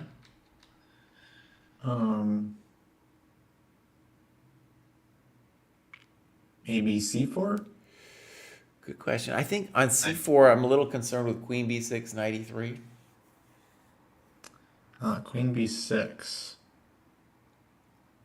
And knight e3. Yeah, that's fair. And I'm one thing queen f3 does is it says, all right, if you want to take my b2 pawn, buddy, you can do it. I don't know if he should. I kind of think he probably shouldn't. But yeah. Probably not. Castles. And now c4 is definitely an option. He plays rook a e1. And I want to say about that move that at the minimum, I like the spirit of the move because you're just bringing everybody, you're centralizing all your boys. Yeah. Yeah, c4 there, queen b6, c5. I think it wasn't really enough for the pawn. All right, bishop b4. Now, about this move, I will say I've seen a lot of games at this level, and what I've noticed is it's very hard for players to think about improving their pieces. Instead, they kind of want to reach out and create random things that feel like threats. So black needs to be focused on fixing the bishop, some kind of bishop b7, c5 stuff, and so he's just going to neglect it by creating some random weird threats. But Jesse, I know that no blows have been struck yet. It's just been, the two players doing their development thing. But it looks like white might even be winning already before bishop b4. Like black's position looks super bad. I don't know what they're supposed to do. No, I mean, this is the Dojo aggressive repertoire, bud. You play d takes e4, it's not a good move. So that was kind of the reason why the position's so bad? I think so, yeah. Okay. But bishop b4 is just not good chess. D is definitely quite bad as a move. I guess like our guy didn't make it, but DE4 for me, I think has been the biggest mistake by far. Now I don't know if what he now shows in his notes is a computer move, but I don't know if I would have the cojones to do this. But let's just do this line here a second. Check to the miserable king, and then he's saying it's mate. Heck yeah. He's saying it's mate. That's hella mate. Yeah, bada bing, bada boom. Bada bing, bada boom. And it's certainly what black deserves for his crimes in this position. Yeah. Yeah. Now, we'll say, I would say that's a nice advanced level tactic. And it's the kind of thing we should expect to find when our opponents make random moves like bishop b4, not getting their coconuts out. But I don't think that was like, I don't think that was so easy. Like I don't think that was the end of the line there. Like Black could have gone like e5, bishop g4, and then it's still like maybe you can evaluate that it's a winning attack, but I don't think you would. I think it's really hard to calculate it out till the Yeah, end. like I said, you'd need some real cojones to do it. Yeah. Yeah. All right, c3. But I Only mean, I think C3. once you see the idea, it looks very, very promising. I don't know how much you need in terms of cojones versus some kind of instinct, right? Or valuation, calculation. Well, I mean, Black was even sacking back a rook on g8, right? Bishop h7 was untouchable. It looked pretty obvious that Black was going to lose. Okay. Yeah, but it's like okay, it's a valuation thing. This next annotation I really like a lot. So he labels this as a mistake. And one of the things to say about this position is we really need to start hurting this fool now, because if he kind of survives a little bit, our f-pawn isn't necessarily the greatest. It's blocking our bishop. So in all these positions, we're dreaming of some kind of f5 or knight g5, fg, just to get our boy involved. So you talk about c4, good move. There we're playing positionally, right? And you talk about king h1. I like it. The thing I want you to see about queen h5 is g6 is in a lot of ways a move the guy wants to make, because he's blunting your power boy here. Is that a thing to call it, power boy? All right. f5, knight g5. Oh, and this is going to be very instructive because we are talking about the f-pawn. And he, I think, rightly says that fg5 would be better. Yeah, interesting. So the only piece of whites that leaves quite a bit to be desired is the bishop on d2, right? Right. So before queen h5, c4 followed by bishop c3 would have been Sure. the obvious variation, right? I don't know if it's best, but in a blitz game, it's kind of what you would just bash out. You'd play c4 and put your bishop on c3, improve your worst piece, and aim another guy at g7. And here, I think it might be a similar theme that fg is opening up that bishop a little bit, right? And just making the game a little more dynamic. And honestly, I still want to believe in white's position after queen g5. I would be most concerned maybe about a queen b6 here. I'm definitely not concerned with rook f6. So actually, let me just stress the point. Black is doing this typical thing where they just are trying to create some random threats instead of fixing their junk. Bows. You gotta fix your junk, man. All right, c4 is very strong. You do queen g3. He finally plays bishop b7. And then you're again, there's something, one of the things maybe to talk about in your annotations is why you were so afraid of c4. Here comes b3, c4, and now all of a sudden it's the forces have aligned against us here. Yeah. Yeah, so the milk has gone bad.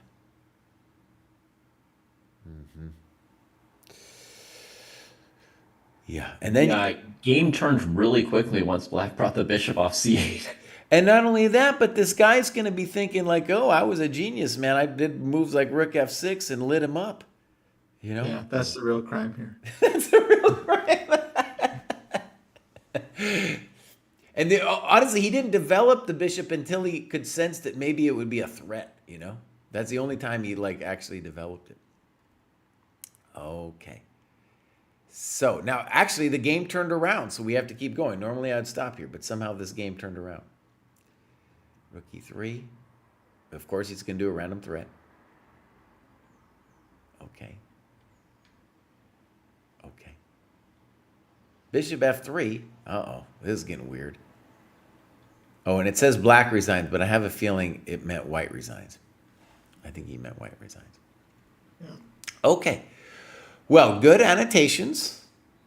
Yeah, and I think one of the things about any opening repertoire, but maybe it's especially the reason it's especially true for the aggressive repertoire, and what I mean by especially true is just if you go over your games, get a feel for that early early middle game, there's going to be things to notice. Like the FG is so cool because you're recognizing that F pawn, it's Federico the F pawn. He's got his own set of dreams and he needs to be set free. You know, he needs to be set free. Okay, let's continue. Next up, we have Jean-Paul. How do you pronounce it correctly, David? Jean-Paul Sartre. Sartre. I don't know how to do it. We have philosopher Jean-Paul Sartre. Here he is. Okay, not a lot of work here. This might be a one where we just don't see anything. So Jean-Paul, welcome to the dojo. Well, we want you to do some work, buddy. We want you to do some work. All right, next up we have Manu. David's not going to tell us how to pronounce his name correctly. So Manu over here is crushing. We don't see a lot of work going on. But, so actually, you guys, this is an example, I think, of somebody who joined back in the day. So it says he joined at the end of 23. Your views mixed up. Oh, thank you. So he joined at the end of 23, and then, or middle of 23, and now he came back, but hasn't done really any work. No clubs. We got a European dojo. Oh, what am I saying? I take it back. He isn't logging his work, but he's done a bunch of games over here. Okay, let's take a look. So, but these are played ages ago. Yeah. So maybe he left and came back, but then hasn't done any more recent work. Yeah, maybe just recently came back and graduated. Yeah. Well, Manu, we hope to see you. We hope to see you, and we'll look at your games when you come back. He's back. All right, a couple more we got here. We got JW. He says, I need to get better about recording what I'm doing, especially if some work I end up doing doesn't fit in a need category. I write nothing down, and I am behind on submitting games. Okay, so here's JW. Let's give him a follow. 1,700, very impressive. And this is first graduation. Also joined in 23. But only recently started logging some stuff. Okay. Arkansas, buddy. Nice. Look at everybody going on here. Got the Arkansas going. Games. If you could create an Arkansas dojo, we would be very thankful. You know, you could call it the Bill Clinton dojo or whatever you want to call it, you know. All right, let's do this one. Not an improvement. Not an improvement. All right. So we do have a time graph. Let's take a look. So there's a 45 plus 45. And we don't know what happened at move 30, but basically both sides stopped thinking at move 30. And actually, this time graph is very hard for me to even comprehend. I mean, it just goes straight down for white. And then where did it get the time back? And then it's a big increment. It's a big increment. So a lot of times, I don't know, we're going to see what it's like, but a big pattern that we see at the dojo games here is a lot of times people get to an end game and then they think it's obvious or something, and then they just start making impulsive moves without calculating. Anyways, that's what that looks like. We'll see. Sometimes somebody's up a piece and they're just playing it on. I don't know, but let's see. I want to see what happened on move 30. That seems like that might be important. Also, I would like between move 6 and 10, where white just tanked completely. Okay, yep. CD5, knight d5, d4. Back in the day, in the old opening books, they concluded that this was an advantage for white. Though after bishop f5, I'm not so sure it's really an advantage. Okay. Now after knight c6, it's definitely an advantage. See the game. Oh, I'm sorry. Thank you very much. This is why I have you guys around. Thank you. All right, there we go. So this is what I'm saying. Back in the day, we called this an advantage. And bishop f5 maybe is probably what black should play. Knight c6 is going to get hammer blowed. Boom. Boom. Boom. Look at this guy. He's just tearing him up. Bishop f3.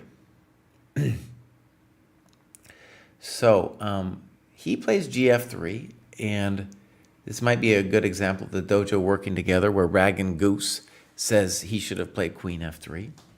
Personally, I'm going to go ahead and just say that I think both are very strong positions for white.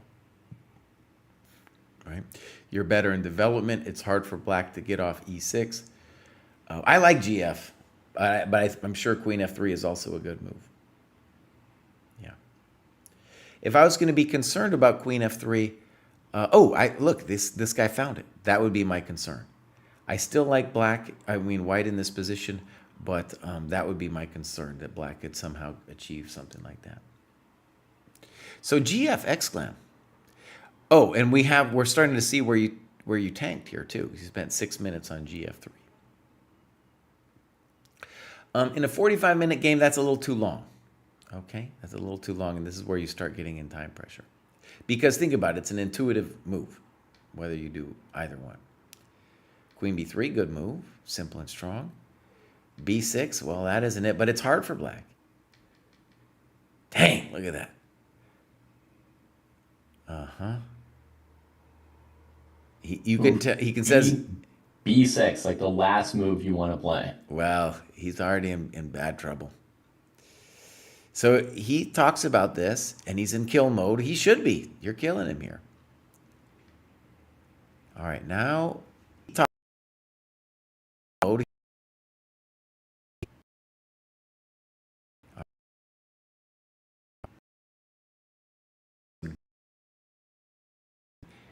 And so he is then caught a little bit with bishop b5, a6.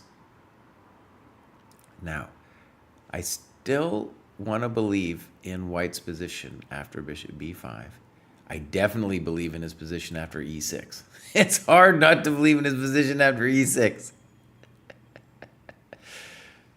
Okay, so he got caught by surprise with a6. Still, queen a4, we got to believe in white. Got to believe.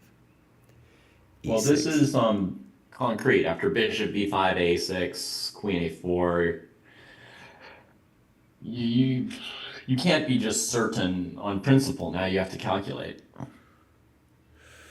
Well, after de6, fe6, you could say, on principle, I'm crushing this fool. Okay. Because also queen e4 is possible here. Bishop e3 is a good move, though. All right, black squirms some more with queen c8. And now bishop c6, which we don't really like. Let's read what he writes. Low on time. And now we're going to see that white really... this was where we saw in the time graph where white really tanked. So now you talk about castles. Good. I'm sure queen e4 is also a good move. Both of those look like very strong moves to me. The issue, of course, with bishop c6 is we're trading off that beautiful dog. You're still better. You're still doing great. Okay. Okay. I mean, he's still working him good, right, guys? He's still working him.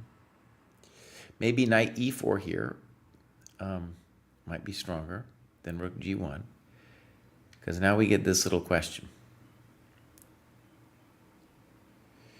And now we should say that white is in real-time trouble. He's got 1 minute left. He's got 1 minute left. And the bummer here is now he just starts to create, let's call them superficial threats. This is okay, but then white really needs to play knight e4 here. And then we are really murdering black. We are really murdering him. But we got to play knight. Well, we don't want to do what we did in the game, right? Because this is allowing black to set up a little bit of a possible defense.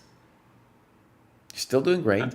I mean, after knight e4, bishop e7, I don't yet see exactly what white's doing. Right, but you don't. Question. The pawn was hanging on b5 back there, because the rook on a8 was hanging. So technically, white didn't even have to play bishop c6 because the bishop Right. was still protected. But if black went b5, then white just takes the pawn with the bishop back there. Or queen e4, yeah. Actually, look, he writes about it. Strong player in postmortem asks what the point of queen g2 was and asks why not simply bringing out another piece in the attack. Great. Now, David's right that it's not... it's over. It's over. The simple path would be rook d1 followed by rook d7. Yeah, that's winning. Yeah. Yeah. Okay. You are in time pressure, so you shouldn't be too hard on yourself. If anything, you should say, "Oh, I played too slow earlier." And this one, you should just say to yourself, "That can't really be right because my queen was such an amazing piece on c6." All right, black. Yeah, rook d1 to d7 is also very good without knight e4, right? You could just lead with that. Yeah. Also looks pretty powerful. Uh-oh. Actually, have you guys heard of the principle of not retreating an active queen? Sure. Yeah. Russians don't retreat. Well, I think it's a thing. If the opponent doesn't have an easy way to dislodge your queen, then it's more annoying for your queen to just be in their position. Yeah. That makes sense. I think this is not an obvious thing. But there's a famous game, Nimzovich-Capablanca. That's right. Where Nimzovich grabs this a-pawn with his queen, and then he makes his mistake of just bringing his queen back too early because it just allows black to recoordinate nicely. Oh, there's a bam right here, Jesse. Did he find it in the analysis? Yeah. Yeah, you did, dude. Good analytical work. We'll show the bam. Boom. Double bam. Oh, that's nice. Yeah. Yeah, he's in deep time pressure here. And, in time pressure, maybe you shouldn't even be looking for queen f8. And you should just play queen g2 like a normal person. Well... Oh, don't go queen g2, Cry. Don't do that. Right. Or you need to look for a way to end the game because the longer it goes on, the more blunders will come. Well, he's got you 1 minute left. Queen f8. I think you gotta find queen f8 because it's exactly what you're looking for. You want to trade queens. Wait. I'll do as you do. But that's in time pressure. That's where you want to go. Queen h1. That's your move. But then after queen e5, your opponent's got 3 pawns against the knight, and you're just flopping around. No, I'm not flopping around. I got that square. What? Anyways, of course, I'm not debating the queen f8. I'm just saying when you're in time pressure, you want to I would just... argue that if you find queen f8, you'll win the game, and if you don't, you probably won't. Yeah, if you get the 30-second increment, that's definitely a 30-second tactic. For this rating. Okay, so he blew it. Queen g1. And now, I guess we're probably objectively lost here. Yeah. Probably. Yeah, it's toast. So here's where, when we saw their time graph earlier, that both sides stopped thinking. Bummer is we're going to lose the h2 pawn here. So that is very unfortunate. I think one thing we could say actually in this position is that we have better chances of holding this bad boy by, I don't know, actually it's really rough. Yeah, I guess we got to do something sad like queen e2. Now, at this point, by move 31, he actually has a little bit more time. Right? And black is not going to... One of the things I want to stress is when you play these people, they're not thinking. So even here, we have good chances to hold this just because this guy isn't thinking. This is unfortunate. Yeah, I don't know. It's all falling apart now. Okay, we'll stop it there. Well, good annotations.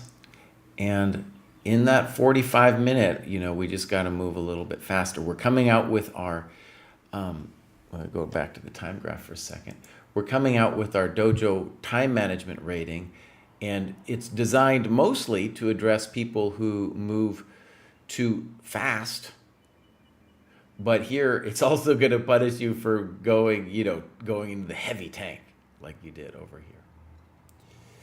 Okay, beautiful. So, grad show. Sundance Kid is next. Sundance says, I became a dojo member last year, but never really made use of it. After a long break from serious chess, I am ready to get back into studying. Sundance is graduating into 1819, so that's pretty cool. You guys, here's a little piece of news. Say Chess rejoined the dojo. How about that? Mm-hmm. And he was talking about, he came into the chat, was talking about how many times we get people, 1,800 plus graduating. So here we have one in Sundance.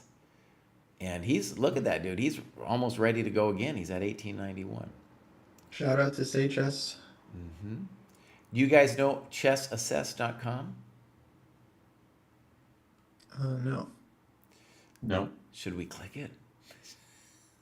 Should we click it? Hold on. Let's move it over. I'll move it over here. Chess Assess, a website by Jonathan Browning. Okay. Oh, cool. He's got his whole thing going on. Okay, so we'll keep our eyes on Chess Assess. Okay, maybe he can come work for us. Maybe he's that software guy we need. Is he part of that yeah, SF Bay Area, kind of a spiritual home of the dojo? Maybe he could join the Coders Club. Maybe he can contact us with his coding skills. And Sundance, we're just going to say the obvious. For the program, we really need you to play longer games once you get up to this 1,800, 1,900 thing. And we saw this earlier in the show. People oftentimes just get used to the 30-0, and it's just their jam that they play in randos online.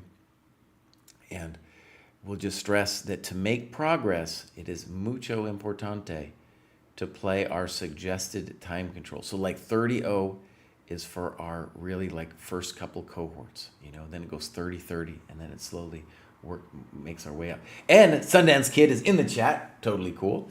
And he is playing a 90-30 tournament starting tomorrow. And that's right where he's got it in his notes here, prepping for a 7-round 90-30 coming up. So yeah, well, that's great. So we'll maybe see some of those games when you come back. Here's a time graph. And Sundance has a pretty good time graph. His opponent's terrible. Now, this is very typical. Playing online, you're going to play some people that just are not thinking at all. I'll go to the game review. Okay. Okay, fine. Good. And now F5. All right. So I actually played G5 against Larry Christensen in a U.S. championship game ages ago. And all I can tell you is it's a mess. It's a real messy mess. Yeah. Okay. So F5. But F5 looks weird, right? I mean, it's rare, at least. I'm trying to think about why I dislike it so much. So. Do we have Alves on our site? Do we have Alves on our site? Kostya's brother came on the show once and said, you should always do en passant because they might not know about it and get really freaked out by en passant. So, all right. He takes, which seems reasonable. And now he snips on C5. And he talks a little bit about knight E5. And gives kind of a long variation. These are great notes, by the way. So DC5, I think I can get behind. By the way, I think a lot of times with a move like F5, it's not like he's losing or anything. It's just that you might get a nice position, but no, not necessarily something crushing. Yeah, I don't see any obvious evaluation or variation or anything like that. Now here, this is important with the engine. He's talking about B4, and this is an engine idea I've seen, as a French player a bit. But it's important when you write it what the idea is, and I think it's a little bit, it's a little surprising for us old-time French players. The point of B4 in a lot of these positions is to play B5 and kick the knight on C6 so that it can't fight for the E5 square, right? So it's a little bit counterintuitive because, obviously the pawn on C3 is permanently weak and yada, yada. But the battle for the E5 square is really what this is about. Okay, so knight B3, natural. Bishop D6, and now you play rook E1. Also a natural move, right? And you talk about C4, I like it. But rook E1 is certainly natural. And now you play knight BD4, which you don't like. Now, I get it that you don't like it, but it is still a natural move. You are fighting for the E5 square, right? And you give a very nice long variation that maybe is definitely thematic. So let's go through it. E5. There's a problem with knight B4. The only reason there's a problem is because black can play E5 despite knight C6. Yeah, let's look at this beautiful variation. Okay. Yeah, that's a good variation. Queen H4. Yeah. Black would also have to make sure about like the rook H5s of the world and stuff. But yeah, it looks great for black. Okay. So this is one of the things about the French, and one thing that variation highlights is rook E1 always makes F2 a little soft. Yeah. So your opponent didn't see it either. And, it's one of the reasons the French is so cool, man. White's done all the natural moves, and then he's getting hosed after E5. Okay, A6 is definitely a big blunder. And then you just said thank you very much. Yeah, of course, White didn't have to take on C5. Although I feel like it wasn't wrong. No, it's still fine. Yeah, it's still fine. And the C4 thing that the computer came up with is honestly a little bit. I mean, it's not the first thing that comes to mind, right? Well, you don't want to let black play E5, right? No, I get it. I'm just saying it's just not the usual thing that you'd be thinking about. Jesse, it looks like Toasty and I both have echo when we. I can tell you why that's the case too. It's because I don't have my little headphones in. I gotta get my headphones. We are gonna do, our intention, by the way, is we're gonna do a longer stream. I gotta find my headphones. We're gonna switch the scenes too. This was an impromptu thing with just finishing off this business. I'll tell you guys what, let's do this. Let's finish this game off. Then we'll take a break. I can finish off the rest of the grads, and then we can come back and do whatever we want. And while I'm finishing off, why don't you guys think about what you want to do when we reboot? Knight G4 isn't it? And look at this one. Bang! Oh, man, nice move. Well, that isn't it. Bam! Oh, no. And then he just rudely says, I'm not interested, Baus. Queen H4. Bam! Oh! Take it easy, buddy. Take it easy. Okay. I am going to get some headphones. What would you do? You guys, also, you guys could stream it too if you want. I'm very flexible. What are your thoughts there? No preference on my end. I probably can't stream because I'm on a laptop. I mean, I could, but it would be a while. Maybe I could. Do you want me to do a setup with like a board, or what kind of setup do we want? I was thinking we could work on the our tactics progression thing.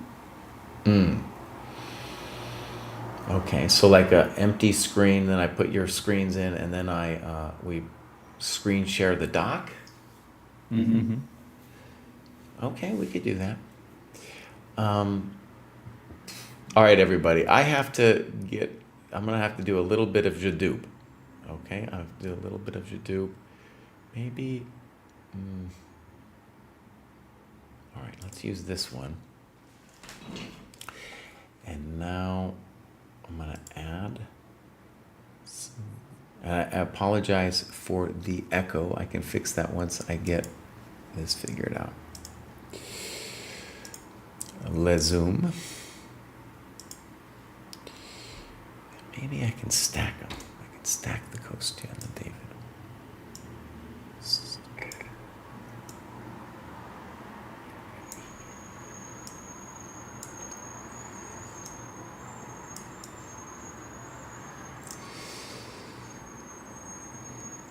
Something like that. That looks okay. It even has their right names on there. Okay, genius. Kostya, why don't you tell them a story? I'm gonna go to the potty. I'm gonna set this thing up, and then we will do our show. Tell them a story about Europe. Story about what do you say? Europe. Something from Europe. The continent he misses. Well, let me just say hi to chat. How's chat doing? He might be next week, so maybe I shouldn't talk too much. Maybe we shouldn't talk.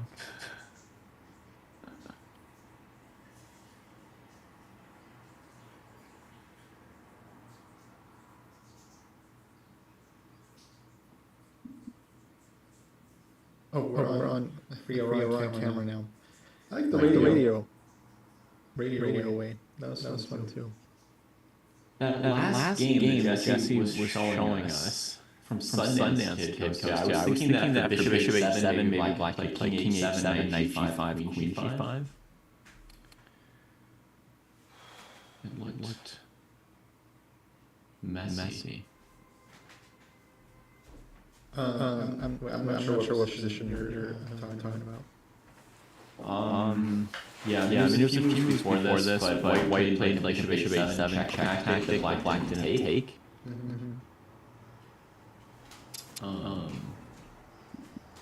So much echoing. There's no tab being repeated twice. It's just our audio coming out of Jesse's computer and then going back into his mic, we think. Okay, you guys, look. I'm gonna put my mic on free so you guys can talk. It won't echo, and then I'll be back with when I find my headphones. Yeah. Okay. That's smart. Here's the game.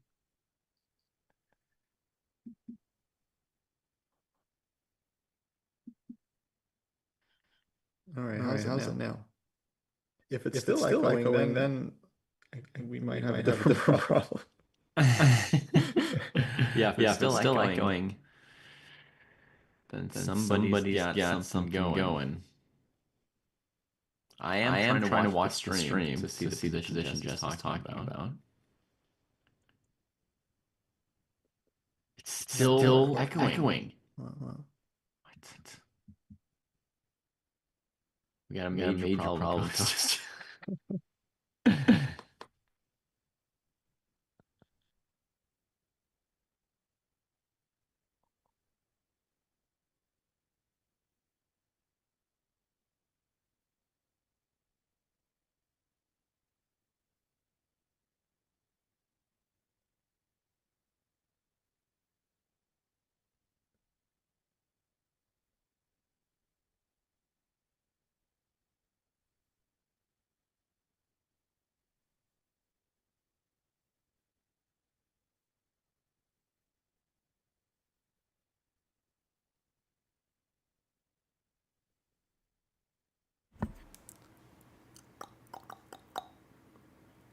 Okay, you guys say something. Hey, Jesse. Okay, Testing. I think I can fix this. Chat was saying that even when you walked away after disconnecting the mic, it was still echoing. Okay, but I think it might work now. Tell us now, chat. Have I kind of sort of fixed the problem? Dale's Karma says, okay, good. Yeah. Better? Fixed? Nice. Great. Okay. Kostya, I how see- strong is the tournament in Italy? Not very strong. I'm the top seed. Oh, no. Okay. Oh, no, So Ghost. you'll just be having fun. Well, we'll see. I'm gonna try to win every game. And Matt Chess is gonna, not Matt Chess, but Matt is gonna be there. Houseline. Yeah, he's playing as well. Yeah, hopefully will be some good content.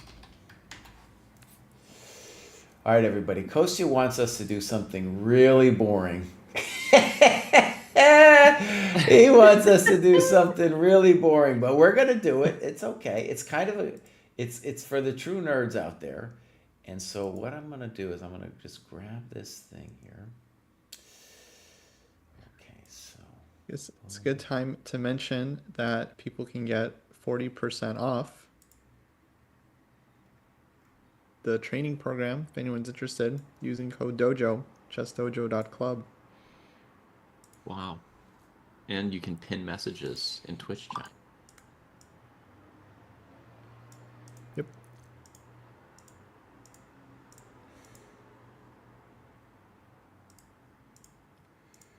that's being super annoying here. Super annoying. No, I don't want that. I want this. I want that. Okay, good. Okay, my friends, this is a Google Doc. All right, we'll explain it, and then I guess we can get into it.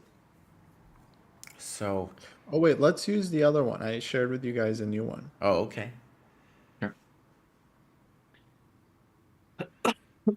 Where is it shared? One sec. Wow, Kostya, you hear that? Dale says that you're showing up on Facebook pages. Yeah, I think we got some Facebook ads. Or That something. is a lot. Wow. Dojo tactics progression. Good. Let's see how this looks. Okay, beautiful.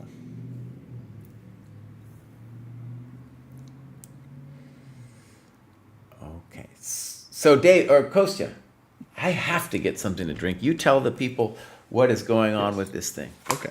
Yes. Alrighty, folks. So we are working on a tactics progression in terms of books. We've got the books that we recommend in the program. I think that's the starting list here.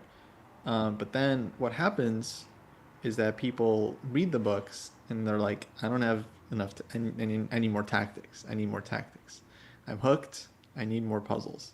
And so we need a supplemental list of books for every level that people can turn to when they're done with their main recommendations. Yeah.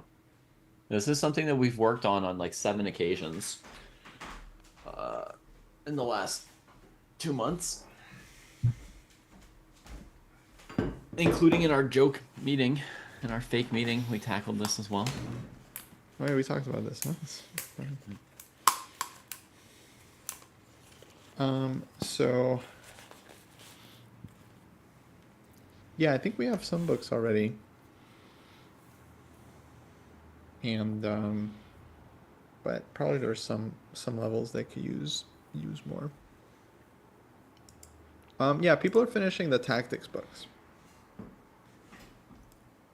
They're just like blasting through them, bang bang. I mean, I think this list is pretty hardcore already. You know, some of these books, it's like a challenge just to even get them. You know, so it's like really. Yeah, so we make it. But also there's like a bunch of good books that I think we don't have on there yet, too.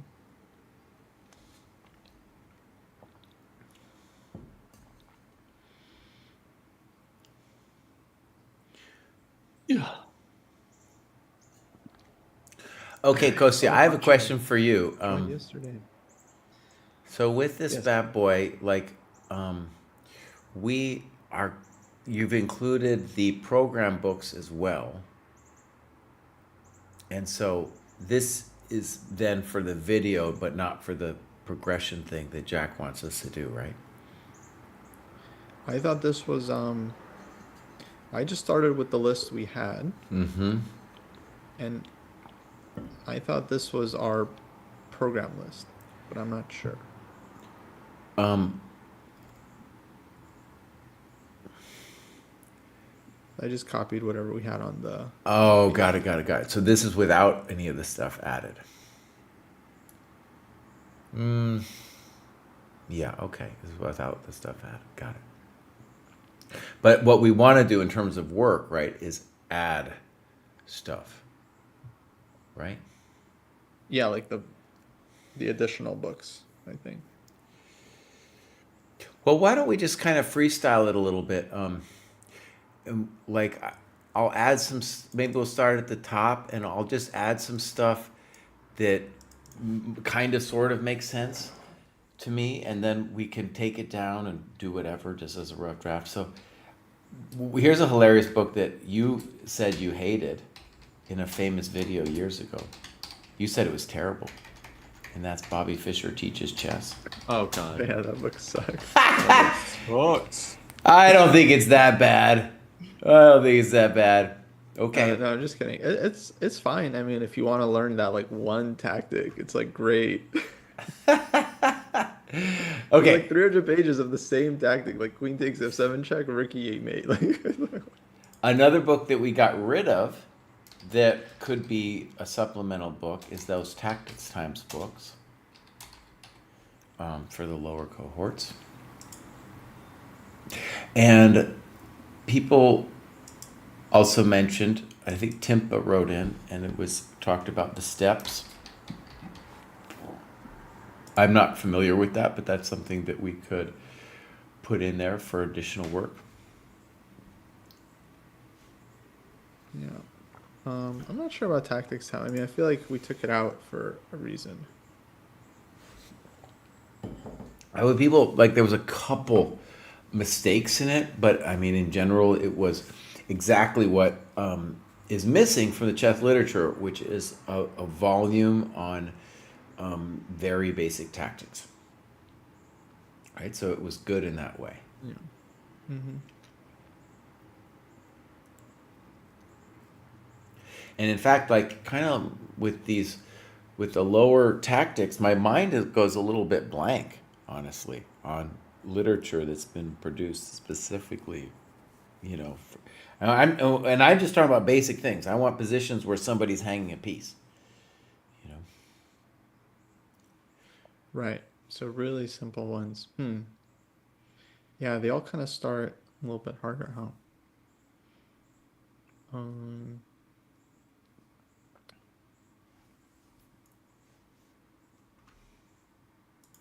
We found something like that on the street the other day. A workbook for kids, where you sort of draw an arrow to the hanging piece. I think it was spiral bound. Mm-hmm. And the kid had done the first 20 pages or so.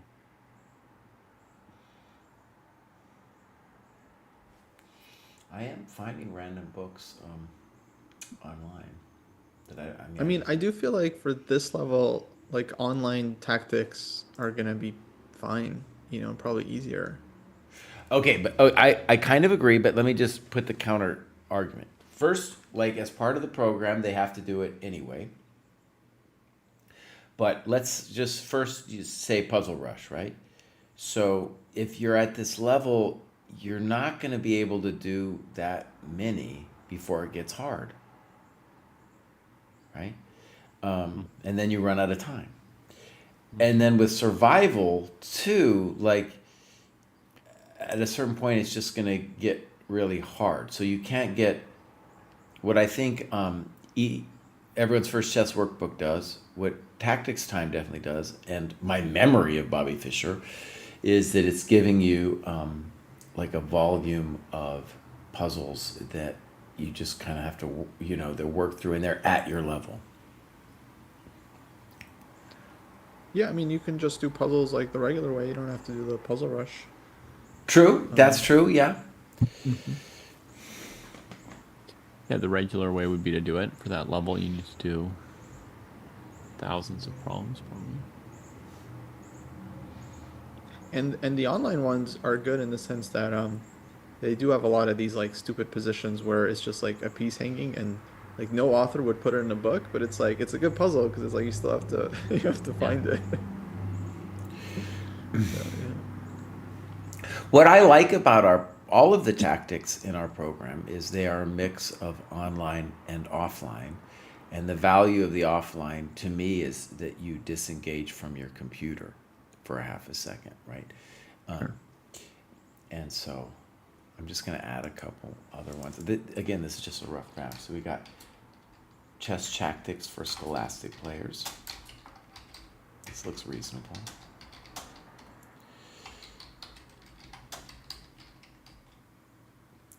This is by a dude named Shen.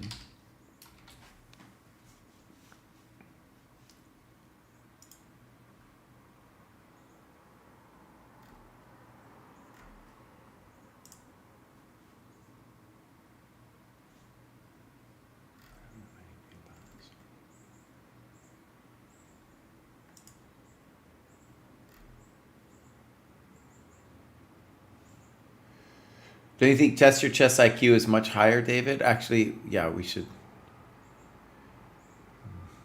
What about it? I wasn't putting it in a level yet. Oh, okay. I was kind of actually maybe we should like column D should be the level roughly of what we should be talking about, right? So for example, EFCW is our so this first one, right, is 0300. And then obviously then 4 and 4 to 5. 3 to 4, excuse me.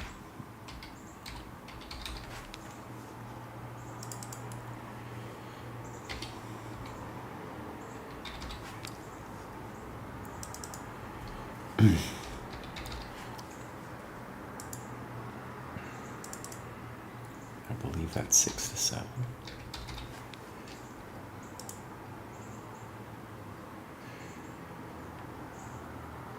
So there's 3 volumes to this Lipschitz series.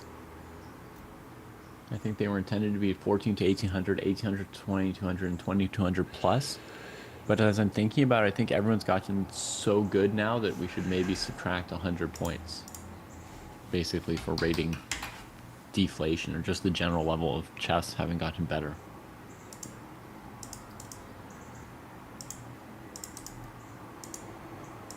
So this was I remember just the one, the test your chess IQ, and my memory, David, was that had a lot of positional puzzles in it.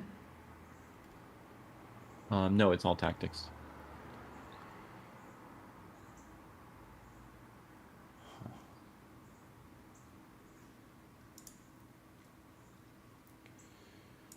gonna try to do something fancy here. Each page has 6 problems as like a test with a suggested amount of time. And they're pretty decent. But I might take 100 points off of these suggested ratings.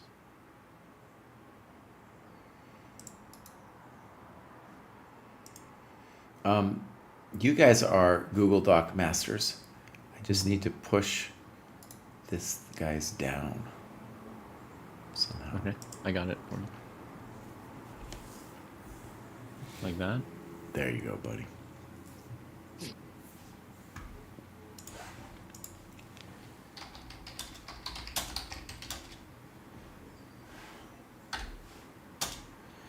Do you want to space them out a little bit as well? Sure, do whatever.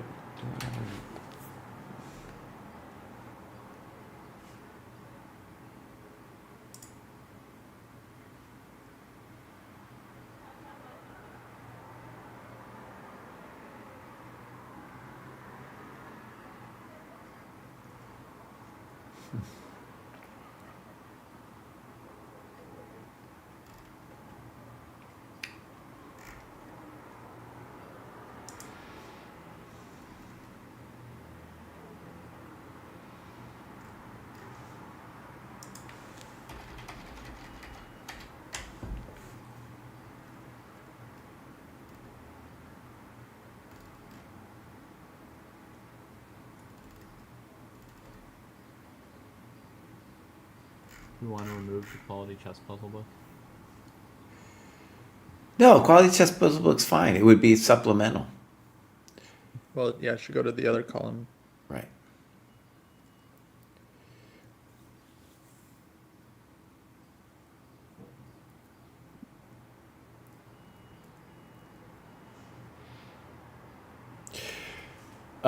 So people listening, just so you don't get too bored out of your mind, we put that into the program, and then we're kind of forced to take it out because it was very hard to get. I don't know why they make it so hard to get, but they made it very hard to get, and so people were like, "You got to get rid of that thing." So we had an emergency meeting to get rid of the thing. 10 points for Gryffindor. That's right.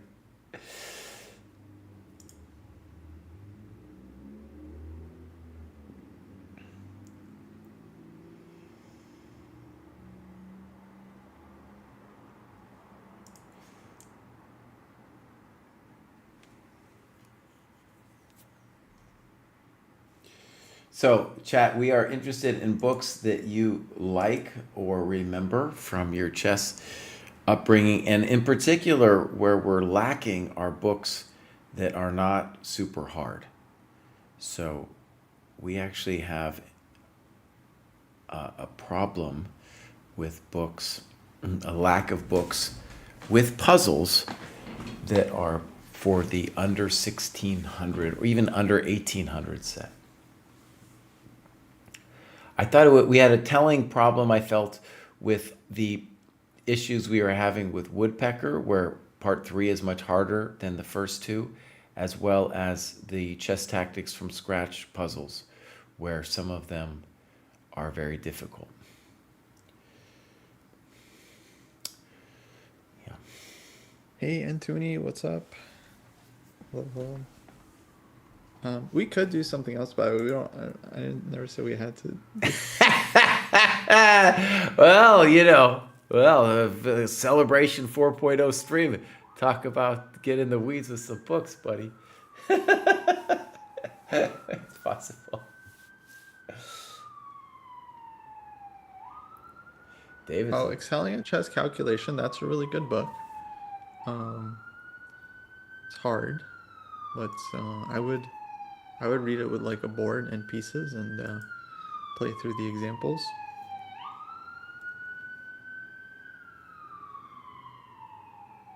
Yeah, maybe Heisman has some good books. Here, I'm going to move the test your chess IQ here.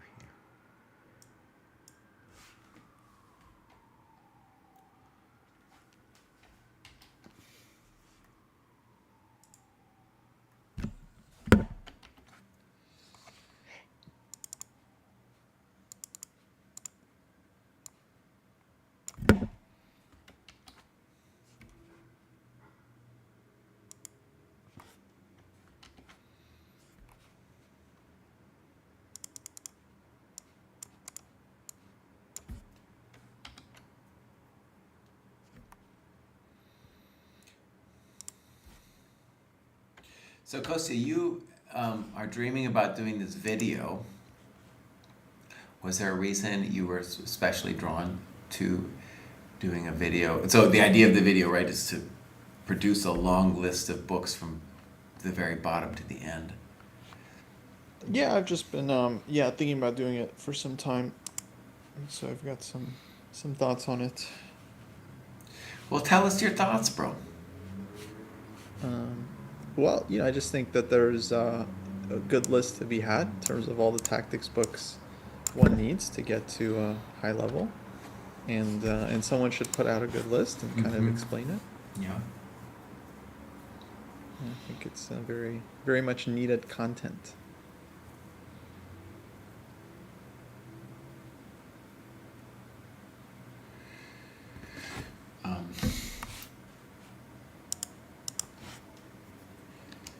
One of the things I think is interesting about the problematic nature of ones that are below 1800 is if you have a book and it has some easier problems, let's say you're 2300 and there's some problems that are easier for you, that's great. That's great if you have some easier problems. But if you're lower rated and you have a book that has a whole chunk of problems that are just basically unapproachable for you, well, that's a problem, right? So I think the model where you have a wide variety of skill level in the problems is almost universal, right? Like, you know, almost all books have that kind of gradient. And the good ones too. Like I think Tactics from Scratch is a great book. Same thing with Woodpecker, but the skill gradient is pretty extreme. Yeah. And this other one that I was about to look up, the old informant combination books. I don't know why we didn't have that. Maybe it's because it was hard. But that one's similar. It's got, I don't even know where to put it. I'll put it at 1900 or something, or 2000, but that's got a wide variety of difficulty level as well. Yeah, there's no shortage of books for advanced level. Mm-hmm. Yeah, Encyclopedia Chess Combinations. That's a good one.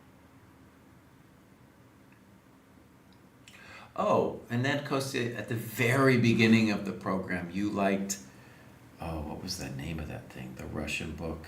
Man, I have it somewhere too. CT Art. You were a big fan of CT yeah. Art, right? Well, that's an app, but yeah. Well, it's also a book. It was a book before it was an app. Oh, the block book, Combinative Motives. Yeah. All right, but let's check. It might be hard to get. It's on Amazon for $3 million. $100. That's funny. I have that book somewhere.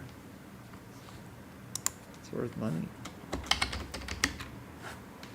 But it's also on, no, it's not on Chessable. But it's available via CTR. Mm-hmm.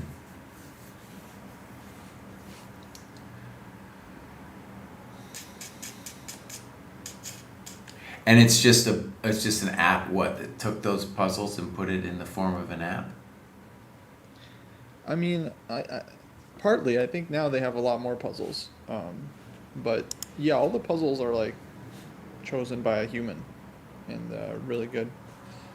They got a bunch of apps. They have tactics for beginners, you know, intermediate, advanced.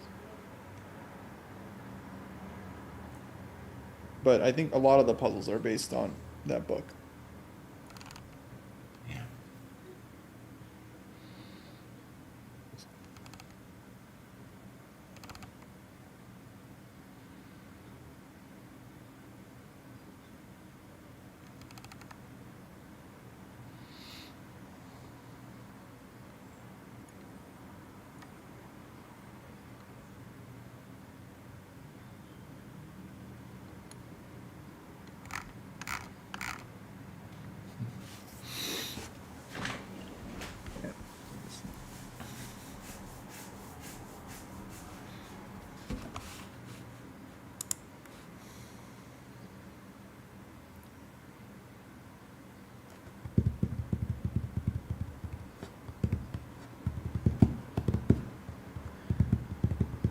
I would add the manual of chess combinations. Volume 2. And then volume 1 somewhere.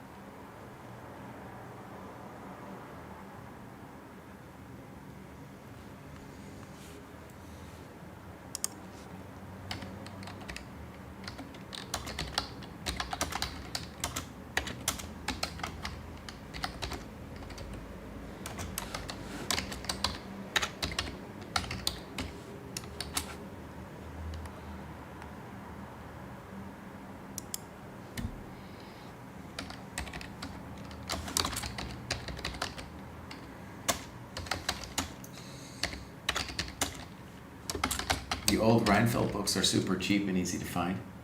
$5, $3, come on. Those books you used to see all around. I used to be around all the time. I'm sure They still are. someone's selling them on Still want eBay. them.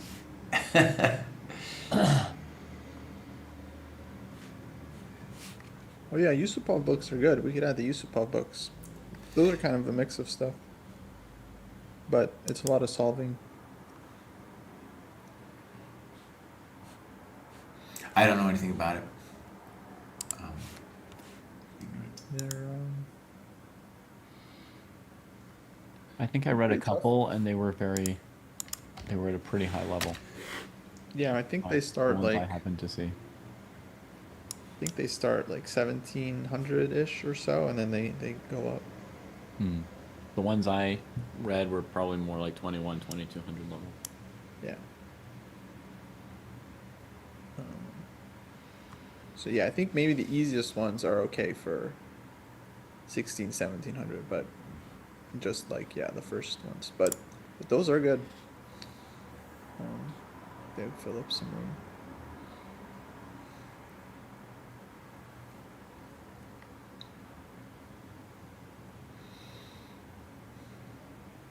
So when we imagine this supplemental list, we're thinking like maybe like roughly.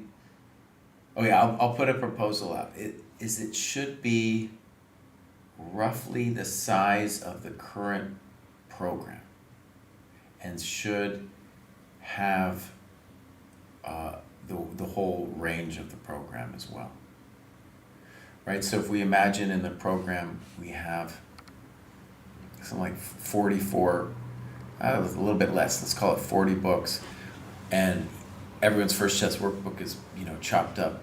So if we created a supplemental list with around 40 books for all levels, then that's what we're looking for.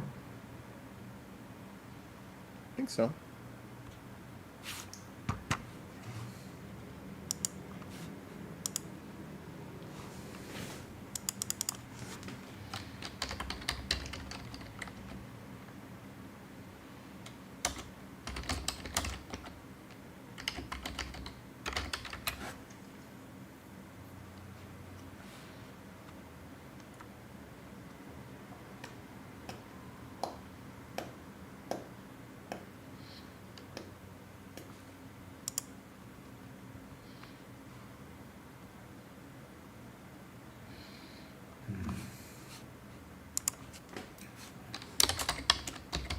This winning chess exercises by Coakley is one that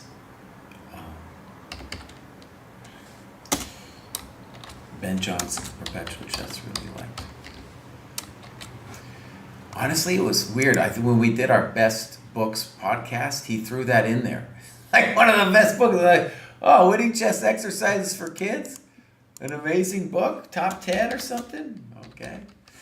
But then I think we tried to put it in the program, and then there was a little bit of pushback where it was like, this is marketed for kids, bro. What are you doing to me? I think that was the pushback. But that's, yeah. Yeah, I think it's a good book though.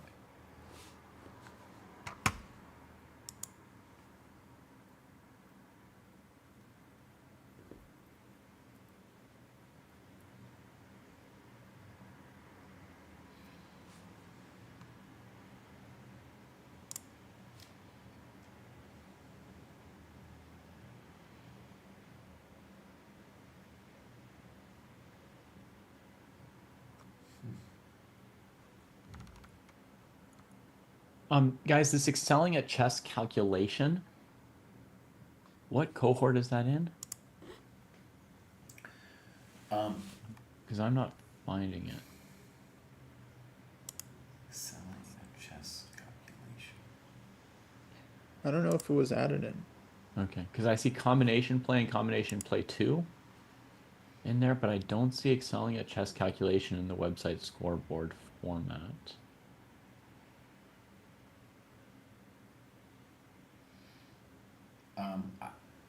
I see excelling at combinational play. Yep. Is that the one Two you're talking of those. about? No. Look over here on the left, Jesse.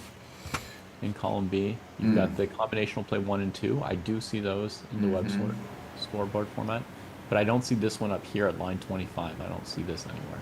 I don't see it either. Costa copied that. I don't know where he copied it from. So that might be an extra book right now, Kostya. I could move it to the right column. Yeah. Yeah, I think there's a few books that aren't actually... That aren't necessarily in the thing. I just copied it from when we met a few days ago. He told me to copy this list, and then I moved. Yeah.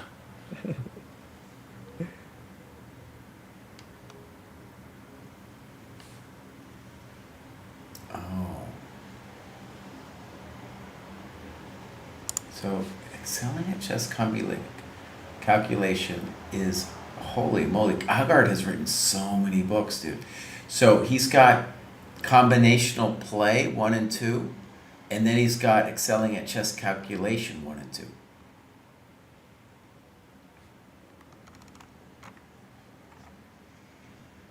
The guy's a busy man.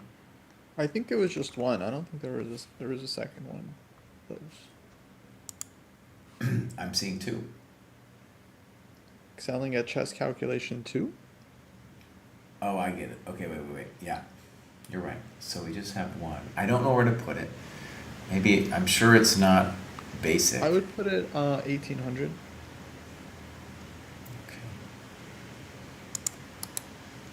Okay, so where it's at.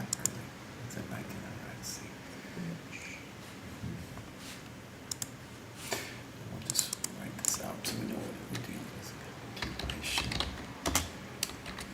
Agard.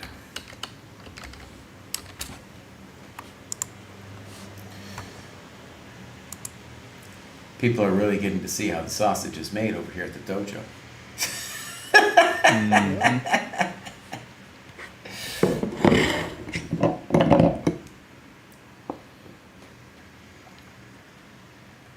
Oh, Shanklin is playing American Continental. Mm-hmm. Wow. It's actually quite strong this year.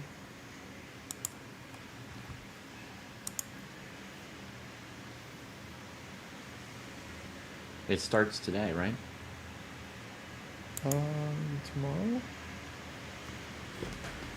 It's like tomorrow.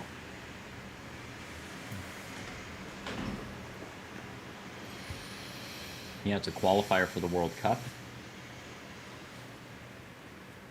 Wait, and there's a third Quesada Perez? Did you guys know about this? No, come on, dude. No. There's a 2546, Luis Ernesto Quesada Perez.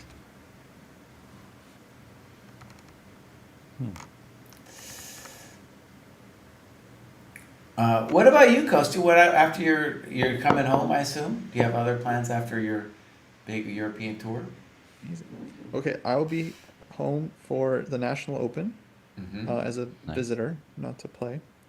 Mm-hmm. I'll be streaming game analysis from the event, Yeah. so that'll be fun. I think a lot of dojers are going to be there actually, so Yeah. we'll have some meetup for sure. And then I'll be home after that. And David, you're about to leave for Hawaii, right? Mm-hmm. Yeah. Dang.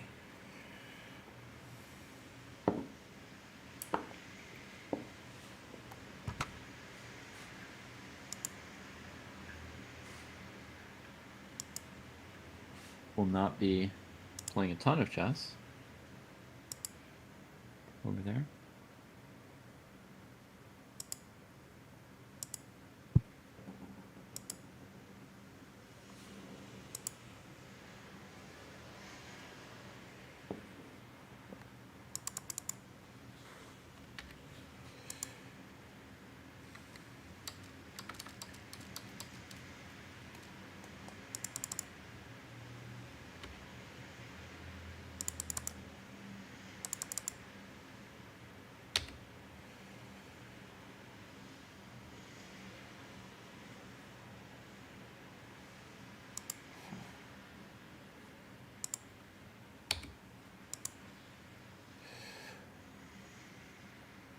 Well, while we're doing this, maybe it's a good moment to talk a little bit about the future dojo talks as well, because yeah, with Coast to God, we haven't done that many.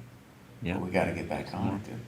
All right, first question, David. Have you received or started that Willie Hendricks book? No. Do you want to not do it? You got to let me know.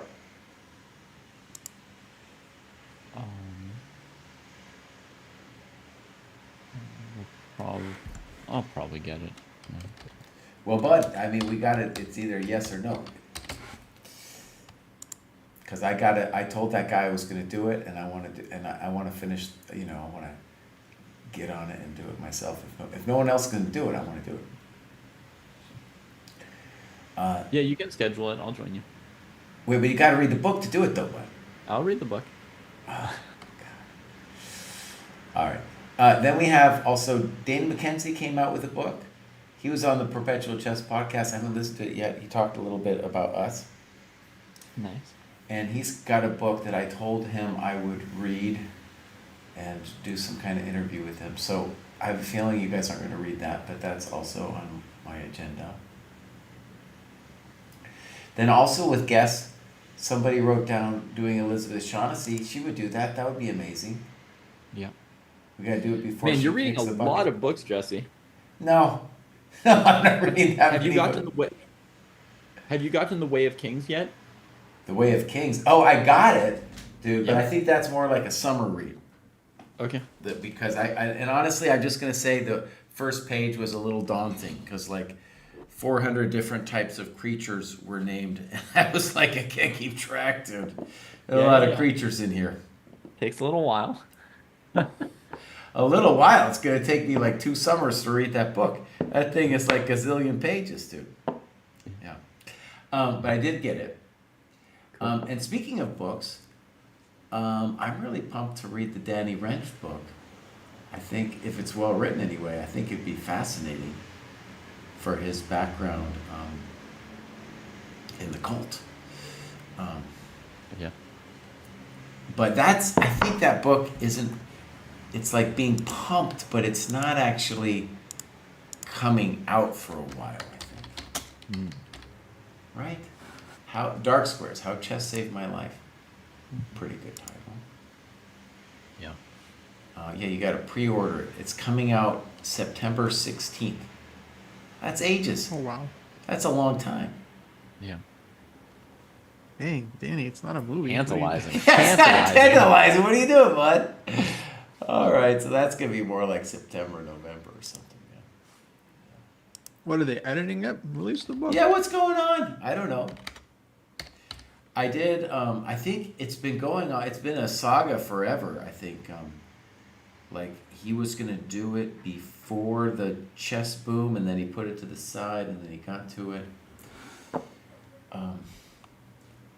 Here's one I would really like to do. This dude, Thibault, I'm not pronouncing it right, but that's on our list here too, right? And David, do you have contact? Do you think that you could contact that guy? Which Thibault do you want to contact? Well, isn't the Thibault the guy who designed Lee Chess? The guy who started Lee Chess, yeah. Okay, I could reach out to him. You want him to come on as a guest? Yeah. On the Yeah, that podcast? would be an amazing guest to have on the podcast too. Okay. By the way, Jesse, multiple people in chat are telling you that The Way of Kings is great. Oh, I don't doubt it. I mean, we had basically our lead developer Jack claiming that it saved his life, dude. And so, Yeah. even if I decide it's not great, I will have an insight into Jack's life. His own version of Dark Squares. Dark Squares, right? Yeah. Also, we have on this John Donaldson. I'd love to have him on. Was there a particular reason we have him on the list, like an action item to discuss, or just like in general? Oh, I think he would be a great guest because he knows a lot of chess culture. I hadn't picked a specific topic, Okay. Yeah. Yeah, he would be a good guest. but between chess culture and chess history, Mm-hmm. there's a lot Well, of he wrote options. that massive book about Fischer, so he knows everything about Fischer. Yeah. Well, I did I did a whole interview with him. I did a review of that book ages ago. I'll say it all right here, just a little comment. Then very soon, David, we have to do our June 1st top 10 list. Yeah. Oh, and while you guys are there, while you're Yeah. both there, I just wanted to tell you that we should update what our junior teams look like because my juniors are having a good month. So we should just check in on it. Okay, yeah. They're having a very good month. Uh-huh. Yeah. Okay. Yeah. Dude, I don't know. I don't think I had Christopher Yu on my list, but I'll tell you what, that guy's not having a good month. Dang. Well, on the FIDE rating list, he's got a good month, but he may again have a stretch without any points gained or lost after Yeah, that. dude, that guy's having a rough month, man. Dang. His stock is dropped. I mean, he just won first place in this tournament. Is one of the best results of his career, Well, right? I think it's by far the best. Yeah. Did one of you pick him up? I don't. I don't think I did. So you guys might have. Okay. But I didn't. And he was left a free agent. Yeah, but one of my aces in the hole is coming up. If you guys want to see the danger coming, Zemlyansky. oh, He's- Oh, you drafted him. Oh shoot. He's on a tear, 3 tournaments in a row, just back to back to back. He's played a chess game like every day for the last 20 days. Yeah. I saw him on Kramnik's radar. Hmm. Other days. What about Kramnik's radar? Where's that? Must be good. I don't know. I mean, this kid, he won some Blitz tournament. Mm-hmm. I think an OTB Blitz tournament somewhere ahead of a bunch of strong players. And then someone posted about it, and then I saw Kramnik was like, commenting. Oh no, Kramnik thinks he's cheating? No, of course not. No, okay, Why would okay. you say that? Okay. Did Kramnik find his results interesting, or did he say like Russia's got a new talented player? I don't. What's the difference? Well, what would he say if he thought somebody were actually good at chess, or has that never come up? I don't know what that looks like. Okay. I just don't know. No. He said something very cryptic. He's like, "Those who know." Like that's what he said. So kid's Oh, good. man. Kid must be good. Okay. Well, I can tell you that this kid's been on my radar for a while. And he's going to be very good. Nice.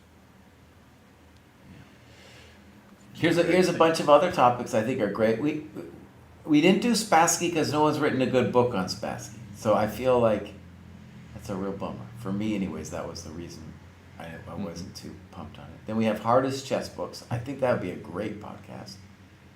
Got Best Chess Humor. No one liked that one. No one wanted to do that one. And then possible to talk about chess philosophy. I think that's a great one, dude. Hendricks will have something to say about that too.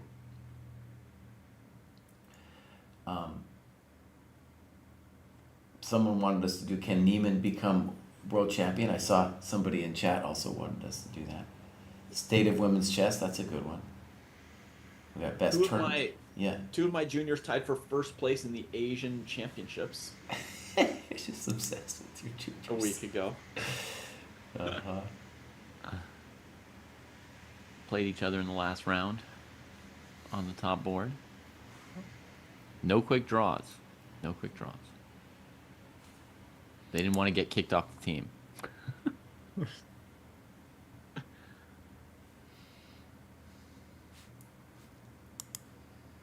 Oh man, Ivanchuk lost the game.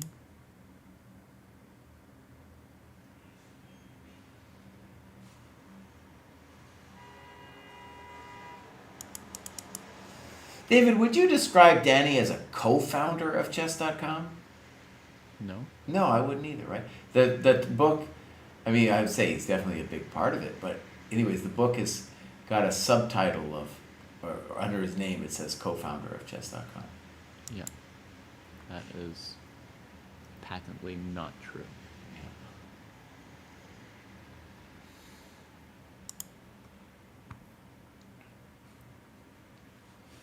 I mean, I hired him, and I'm not a co-founder of Chest.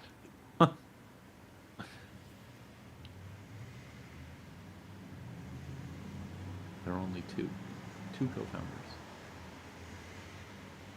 Oh, did you guys ever read Kostya's brother's movie he wanted us to watch? I've been meaning to do it. It's not a read, it's a watch. Have you watched Computer Chess? Alex Kavutsky's strong recommendation. No. I haven't. He said it was just on YouTube, right? Like we could just find it there. I think you just find it, yeah. So that's been something I've wanted to do for a while. If we could all What did you watch say it. it was Computer Chess? Yeah, it's called Computer Chess. It's like a kind of a spoof, a documentary spoof on computer chess dudes from like the 1980s. It sounds like it wouldn't be great, but he gave it such a strong promo that it's on our list here. I see Yeah, previews I'll try for to check it out. But where's the real thing? I think you can get it also like on Amazon or something, like the Prime Video, whatever.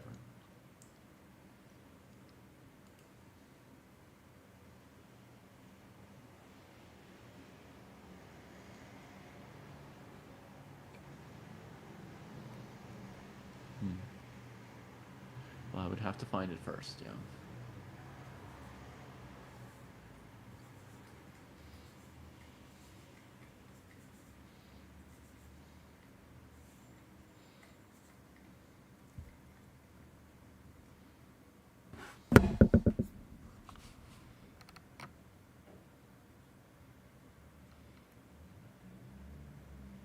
Oh, and then I don't know if you guys seen this, but on the Dojo Talks thing, I listed a whole bunch of books that you people haven't read yet, or anyways, maybe some of them you have.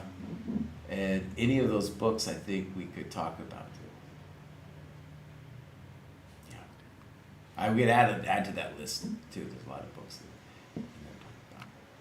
Can we record a podcast like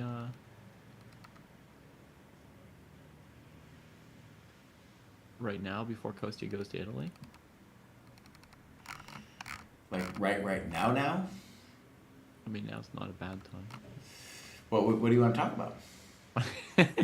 But normally we prepare a little bit, so maybe Tuesday the 27th. Yeah, we could do it. My kids don't have school on Monday. Yours probably don't either, right, Jesse? Right. But I could also do it Monday. So I could only do Tuesday. All right, chat. What should we do? What should we do on Tuesday? There's so many things.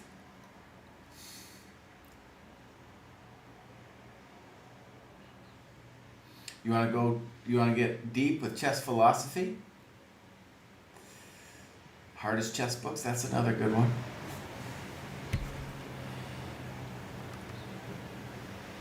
I think the Patty Upton discussion would also be interesting. I don't know how deep we could go into it, but I think it would be interesting. Looks like I voted for chess philosophy at some point. Or the topics got rearranged.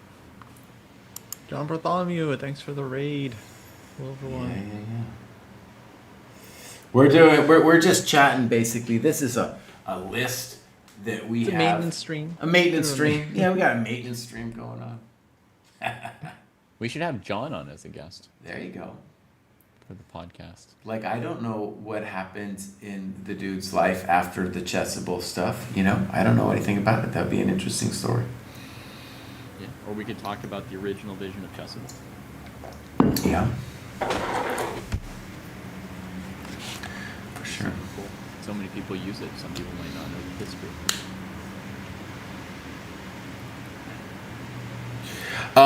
Also, if you're just joining us, the Dojo, we released Dojo 4.0. Oh man, you get 40% off. Oh, just use code Dojo right now, buddy. Oh, so easy. Wow. So easy. 40% off. The training program? And the site, dude. And the site. Amazing. Who damaged the world championship more? Chess and dementia. All right, we got a question. Hi, senseis. Quick question. When I started the dojo on the 700 cohort, I had a 1030 chess com and 0 elo on FIDE. Now I'm at 1579 FIDE. Would you recommend I jump through all cohorts in between? Wow, that's a big difference. Well, how about we ask a first question? How many games have you played with that FIDE rating? Yeah. Is that an accurate FIDE rating? Right.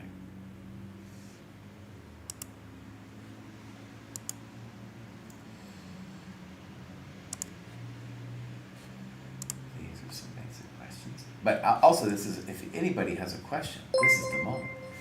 This is the moment to give us a question.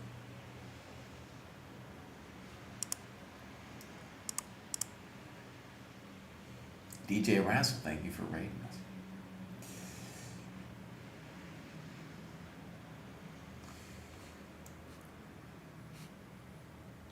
All right, David, which of those topics do you want to do? We're discussing our next dojo talks. Well, honestly, okay, so the 27th, and it's important to you guys to wait for the June 1st list to talk about the top. Talk about the June list, yeah. Okay. It's not going to change that much, but All right, here's something that interests me, Jesse. The question, what does it mean to give everything to chess? Okay. Sounds interesting. mm-hmm. Number 11, can Neiman become world champion? It's an easy no, but okay, we can talk about that too. No, there's lots of world championships. You got the world rapid team championship. Oh, coming no, up. we mean the world champion. Yeah, we don't mean other stuff. We don't have podcasts about the world team championship. The World Atomic Chess Championship. Oh, real world champion? Oh. Yeah, that's the real tough. one. Why does that one interest you, David? You think he's got a shot? What? Yeah. I think it also lets you talk about two different things that are interesting, right? One, Hans Niemann, and number two, like what it takes to become world champion, right? So, if you wanted to say that he couldn't become world champion, then you would probably need to tell us something about what does someone else have that he doesn't, right? Like what's an ingredient for being world champion that he lacks, or a couple ingredients. And so we would get at like what's the recipe or the formula for the world champion, right? Like just for instance, maybe you think Praggnanandhaa has a chance to become world champion one day. Mm-hmm. Just for argument's sake, I don't want to spoil the episode in advance, but if you thought that, you'd have to say like, what does Pragg have, that Hans lacks, and that could be an interesting discussion. Okay. By the way, I think we're going to have a prompt for this talks because, okay, what I'm reading now is at some point in this year, the year's almost half done, Netflix is releasing their Carlsen Neiman cheating thing. Mm-hmm.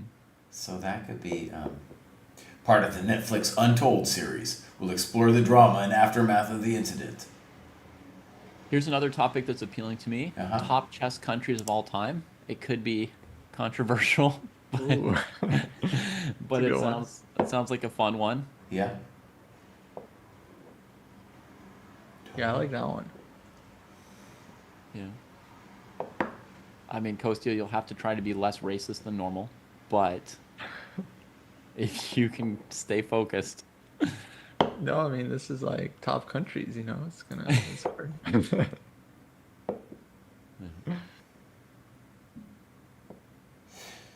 So when we're imagining that, we'd be like thinking about, I don't know, we'd say like Germany in 1900, or we have to time locate a lot of those discussions, right? Right. I was just thinking overall. Just like Right, but you talk about like what they contributed with some kind of time location, right? Or when they were great, or how long they were a top country, right? Right. So like the Soviet Union is no longer a thing, but it would definitely be one of the top chess countries of all time. yeah, I guess should we differentiate that between Russia?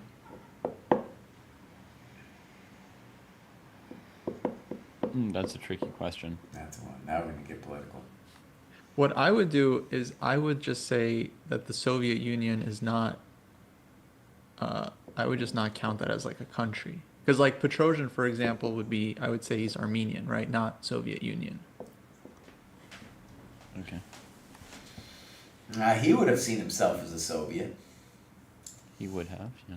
But just for the purposes of this discussion, I would say like he's Team Armenia, and like Tal is Team Latvia.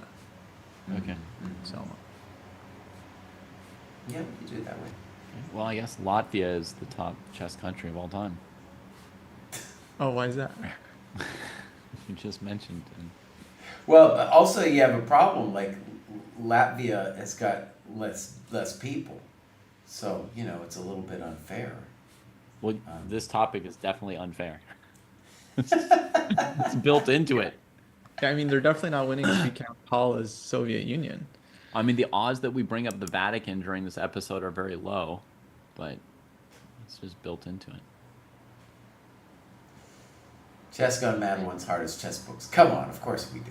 I can do that one. Hardest chess books, yeah. It is tricky. Like, who would you? Yeah, okay. I guess Kasparov would be. I would count him as Russia because he played for Russia for many years. Mm-hmm.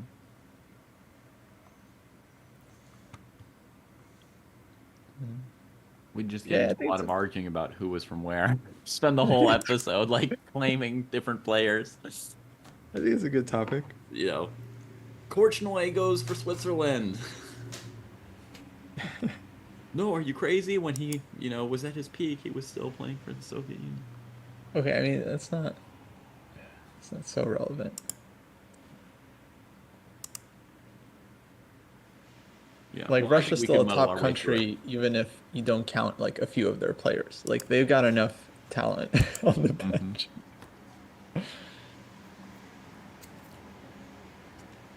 Okay, David, pick a one for us, bud. What do you want to I do get on to Tuesday? pick? Yeah, or let's go. I mean, unless you pick something really terrible, I'm gonna say okay to it.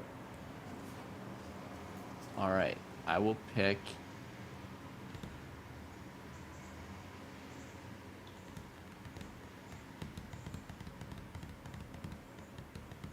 Uh-oh. This is Can bad. Hans become world champion? You really want to do it before that Netflix thing comes out, though? I don't know. You asked me to pick. Okay. I did. I won't leave myself to blame. Normally we pick by having two of the three of us pick a topic. Yeah. For some reason you want me to pick, but then criticize what I pick. agree I don't with- know. With Jesse, I think we should wait on that one. All right, David, give us another Right. one then, buddy. Yeah. I just think there's no winning right now with Hans. If you wait too long, it might already be clear that he will or won't. Oh, trust me, it's already clear.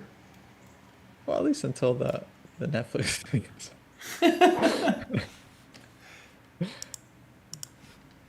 I don't know. Netflix thing will be interesting for sure. When the Netflix thing comes out, the focus won't be on whether he becomes world champion. There'll be some other topic. Oh, I'm they're still gonna waiting pump him up. on. I'm still waiting on the polygraph test. He said he took it. He said he's going to release the video. There hasn't been a video yet. I'm still waiting on that. True. Is that a collab with Dubov? He promised. it. Apparently, they're having a rematch in a couple days. And what's at stake in the rematch? Whether or not they publish the video they already did? I don't know.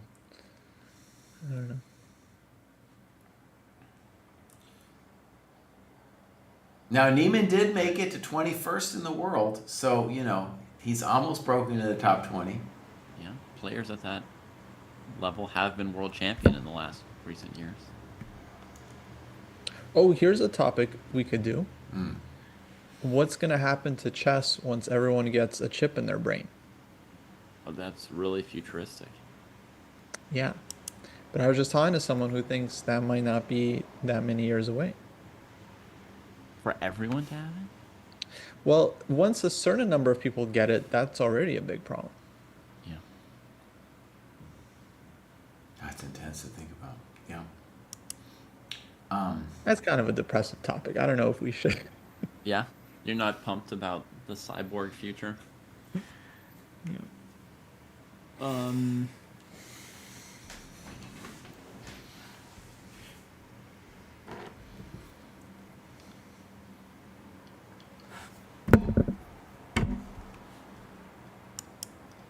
What would the chess philosophy topic be, Jesse?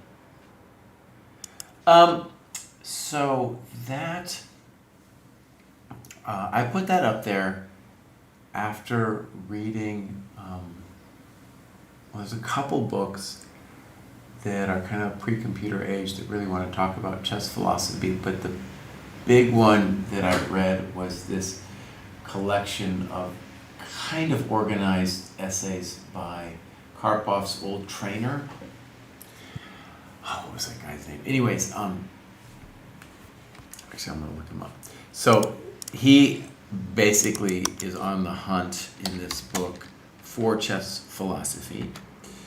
And to make a long story short, I feel like with Nimzovich and the hypermodern school, you have a spot in chess history where it looks like chess philosophy is going to be a very important topic. And then with the Soviet school that kind of takes over from there,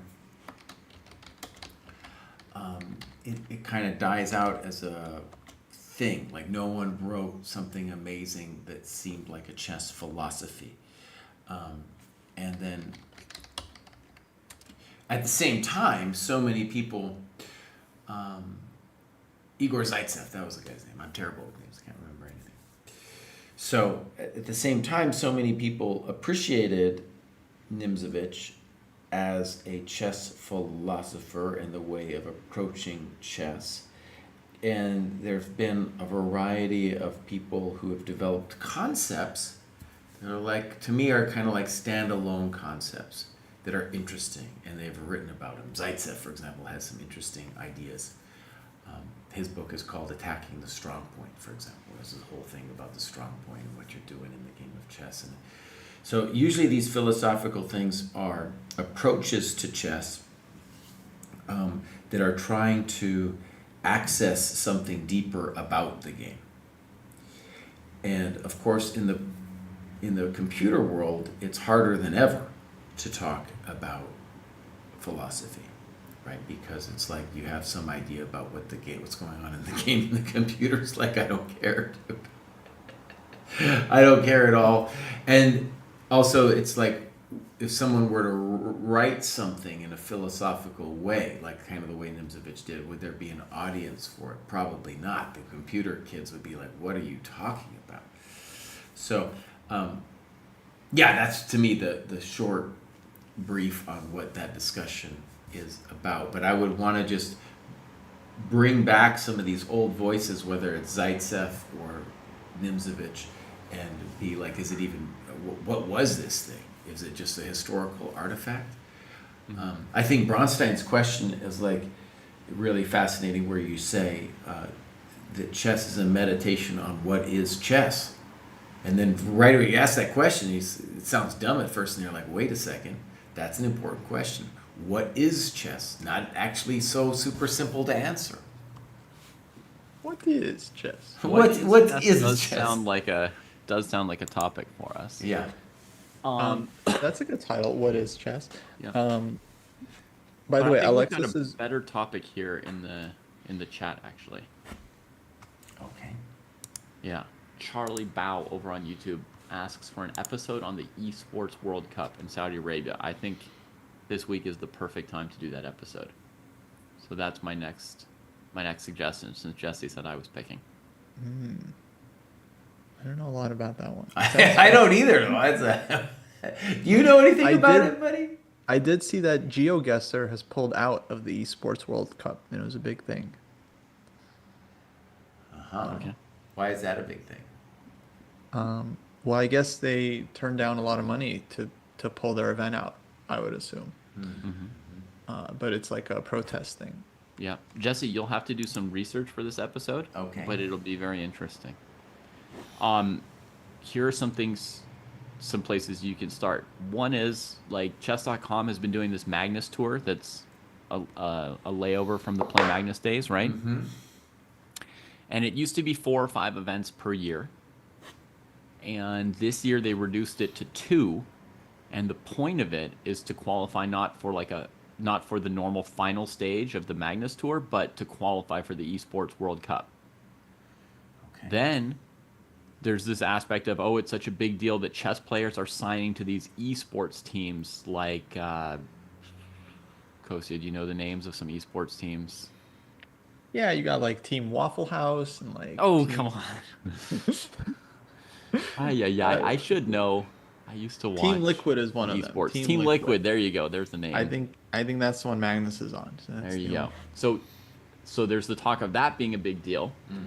And then there's a political / sports washing angle on the thing being hosted in Saudi Arabia, which is probably what the GeoGuessr pulling out is about.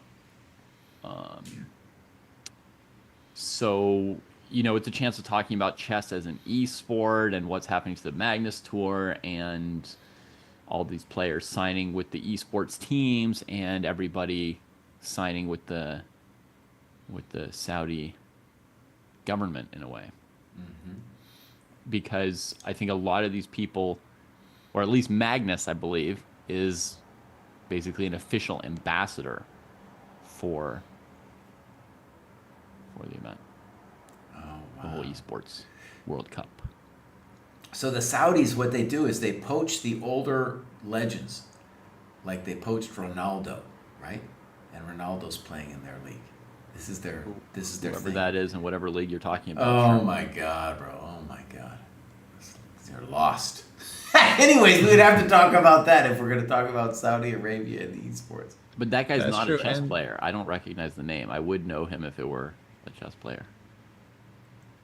And there's no or they also do they got a golf thing too. That's right. They got the golf thing, and that one. I don't know anything about golf, but I know that that's been a huge split in the golf world because they gave so much money that they lured like half of the main names or something to go play for them. Yeah. So it's a good topic. And right now they're playing the second of those events on chess.com. So the last event that qualifies for the Esports World Cup is on chess.com this week, Okay. finishing tomorrow. Well, Kosi, is that something you want to do, buddy? We could. Yeah, feels like an interesting topic for sure. It would force me to grow because then I would have to go delve deep into something I would normally not care about. Yeah. But I do think, especially if they really go for it, it could end up affecting the chess world. Kosia, for you it's 8:20, right? Right now, yes. Yeah. All right, so I propose Tuesday the 27th at 9:30/12:30/6:30. Does that seem convenient, or does anyone want to do it? Wait, say my time again? Your time would be noon 30 on Tuesday. Yeah, I could do that. Yeah. I think that works. All right, it's on the calendar.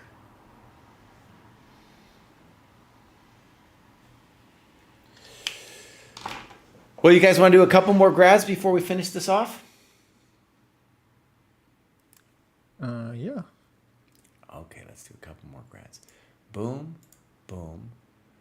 We're going to go back here. And I think what I can do now, we're going to go, I'm going to capture, let's see, not that one, that one. And I'm going to bring you guys' beautiful face into the grad show. There you Sorry, go. chess gone mad too late. We had it up for a while. But also, we'll release the list publicly once it's ready. Yeah, Kosa's going to do a big old vid on this. And now these guys are going to help me finish. This was one of the longest grad shows we've had. We don't have that many left. And some of these I think this first one might not be a real one. So this is Richard A. This is Dojo training the way- program, but go ahead, Kostya. By the way, Alexis in the chat was right. Simon Furman was Karpov's first coach, and then Zaitsev took over when Furman passed away Right. in 1978. I asked ChatGPT. Zaitsev had the ringside not be seat true. though. Like he was there for all of the Korchnoi not the first one, but the Korchnoi matches and the Kasparov matches, the whole thing. Right. So Richard A just joined, has nothing to say. Richard A, we want you to put something in, buddy. He's been here forever. He's been here since 23, just graduated, but English Chess Federation, but doesn't say anything to us. So Richard, come back to the dojo, buddy. Commit yourself to the training program. Now, this next guy, I want to say is famous for me, Ricardo Alves. He is famous because he has produced many top commentaries, annotations, and so this is a great graduation. All right, let's read what he says. It was difficult, painful, and tiring, but I managed to graduate again. The program helped me a lot, especially in recommending books and in the systematic way to analyze my own classic games. I wasn't able to take full advantage of the program in the part that refers to sparring games because my schedule is a bit hectic. I have a family and a full-time job. In addition to the program, I train tactics every day on chess tempo. Now, with this new degree, which came almost together with the heat map, I intend to properly record my training on the Dojo platform. Well, beautiful. Yeah. Hectic lives. Hectic It's lives, a thing. yeah. But hectic lives or not, everybody, let me just tell you, if you spar, it will be worth it. I know it's an extra effort to make it happen, but I'm telling you, it'll be worth it. Now, Ricardo's down there in Brazil. We got 14 members from the Brazil dojo, so that's pretty cool. And I know Ricardo has games. Yeah, here's a good 88 moves. Oh, here we go. Art of the Storm. All right, first we're gonna see, do we have clock times? We do, and we got a problem here. We got a problem.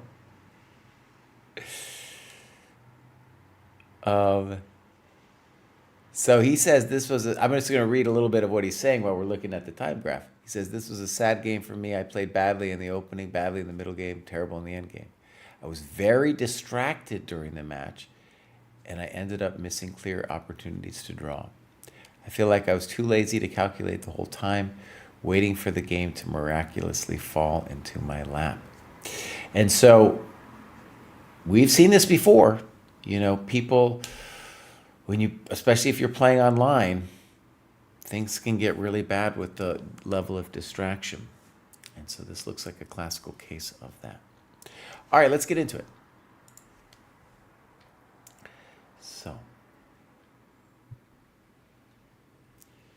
So far so good. Standard stuff.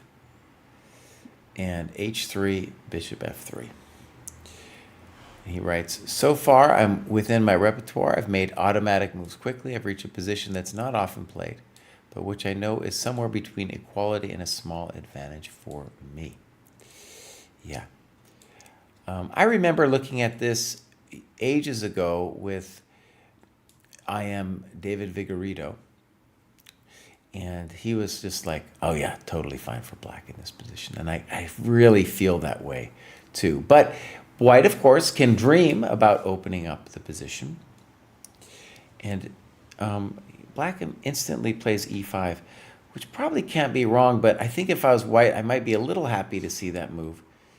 Whereas if he plays e6, my bishop is never going to, my unopposed bishop on f3 is never going to be anything special. We should also mention that ef3 is not ridiculous, with the intention of playing f4 later. Okay, but anyways, let's stick to the game. He says, he does think for 2 minutes on this first decision and plays c4, calling it the standard move. And in hindsight, he likes d3 better. All right. It's hard for me to call c4 wrong.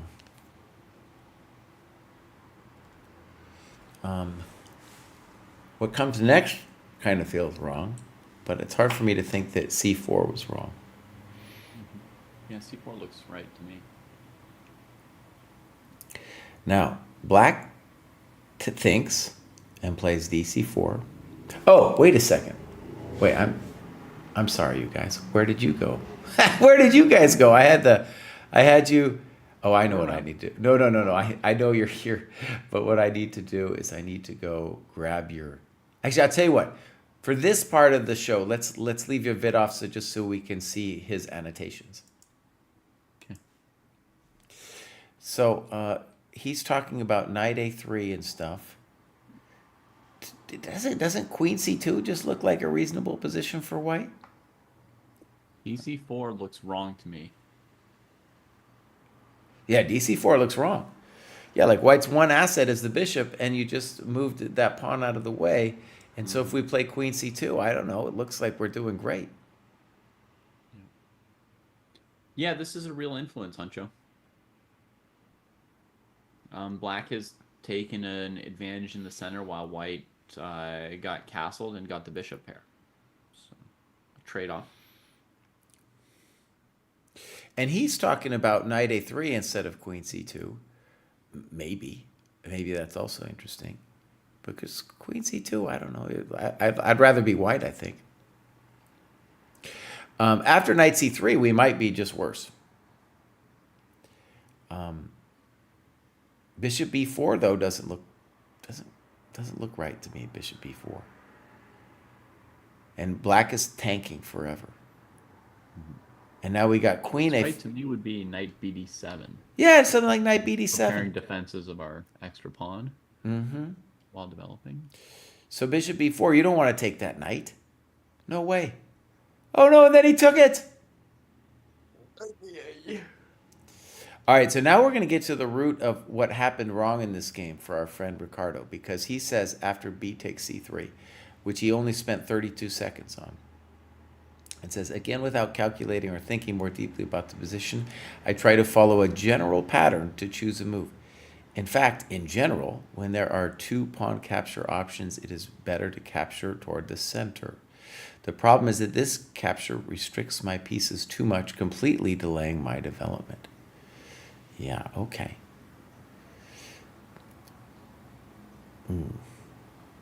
Now, I do want to say, I still think you're doing fine, even though b takes c3 is a weird move. Yeah. Where I think it's going to be a little hard for you is you have to figure out a plan to deal with your d2 pawn. Other than that, I think I still believe in the position. This one, though, it's just so much easier to play, like with the d takes. Like, does black really want to play b5? They kind of have to if they've gone this far. Which is the one thing that b takes c3 prevents, probably, is b5. So. No, he still played it. Oh, He really? still played b5. Well, then I guess he didn't castle this game. Oh, no, because our hero is going to play badly and let black castle at some point, huh? Well, let's go. Queen b4.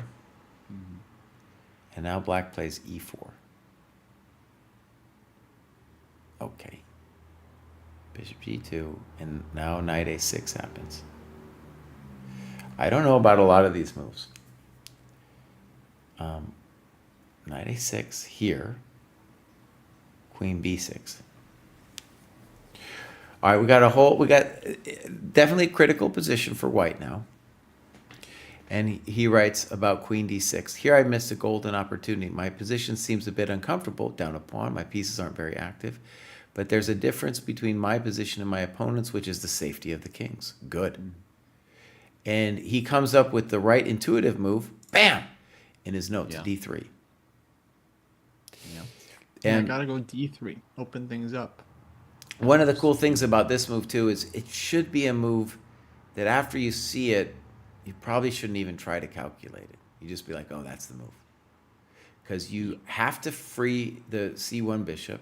Your D2 pawn is a problem. Your G2 bishop has to get open. Yeah.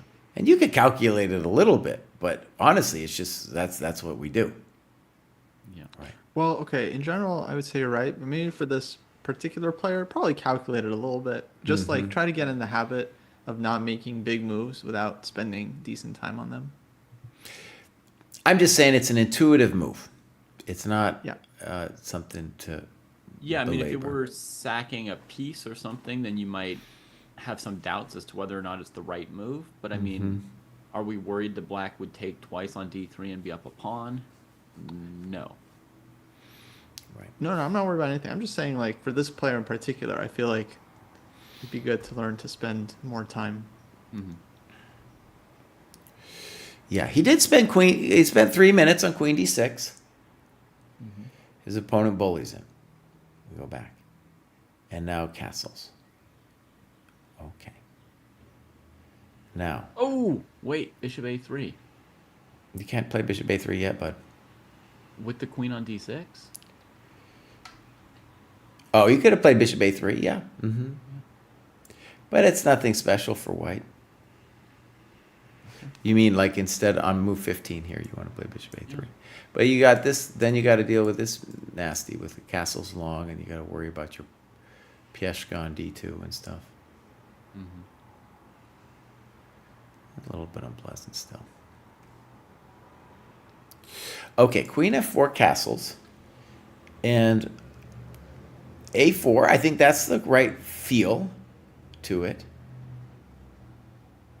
Now, let's just say he's still in the game. He's still, he's still doing fine. I mean, he's down one pawn, and his last move could have been bishop takes e4, right? So white's definitely fine. Oh. Okay. So, bishop a3 is a very natural move. It's hard to argue with bishop a3. His opponent plays knight d5. I don't know. Maybe, I don't know. And now we get queen g4 with 9 minutes of thought. So what's interesting is he does think for a while, and then it just turns. Something happened. Something happened after a little bit here. All right, so then they repeat a little bit, and black says, no, I'm coming in, buddy. Yeah. And we're going to admit that that's kind of an annoying move. So maybe in our annotations, what we want to say on knight d5 is queen h4 is maybe more to the point. Because now we're threatening e4 and we're threatening rook fb1.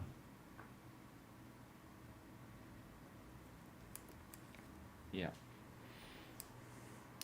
So in the annotations, I think we should say that knight c5 is definitely black's best move in this position. So this is a mistake, then that's a mistake.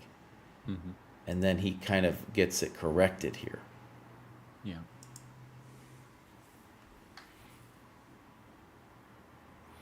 Now, I have to admit, it would be very sad to take that knight on c5.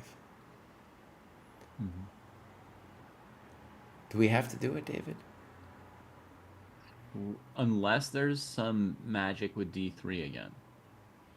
Right? So, unless there's rook b1, knight b3, d3. Either you calculate that and it works, or you chop the knight before it comes to b3. Yeah, I would just take the knight. I don't know. I feel like white's still okay there.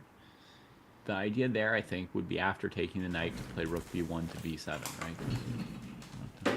Or maybe rook a6. Or rook a6.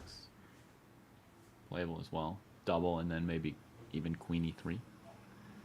Yeah. Yeah, because all of black's pawns are weak. Or, once you're doubled, maybe you have rook a5 and chase their queen back and then play queen e3. Maybe you don't even have to trade it.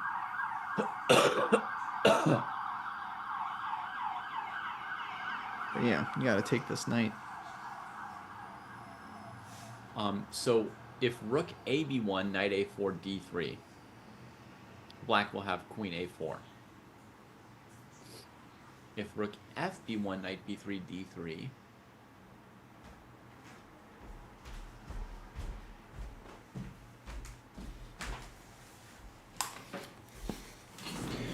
Sorry about that. The driver stepped away from the wheel for a second. oh, maybe knight d5 and then knight c3 against any version of d3.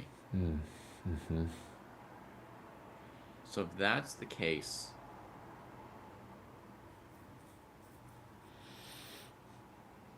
we really do have to take the knight, Jesse. Mm-hmm. Okay, so taking the knight. Now I guess we're suffering. Ah, that's unpleasant. That's unpleasant. And now black goes crazy with knight takes c3. Okay, here. And now he finally gets d3. Good. Now I have no idea what's happening, but at least our bishops are talking.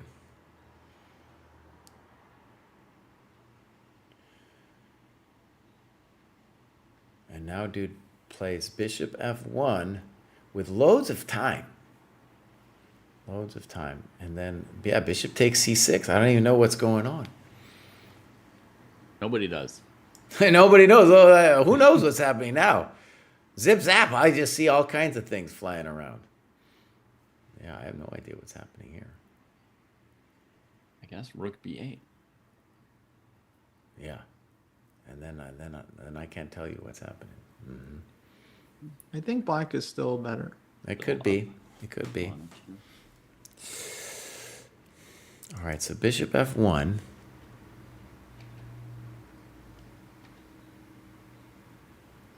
And now bishop c5. Presumably missing Go back to bishop f1. Mm-hmm. On bishop f1, should black maybe move the knight on b3? Is there a possibility to exchange sack and get dangerous pawns? I'm sure there is, David. I'm sure there is. But on the other hand, black is just going to play it simple here, right? Okay. I mean, d8 is also a little weird. Why not d7, right? Okay. But that's just, I feel like that's just a blunder there. He did think, it's weird, he does think 8 minutes on this move.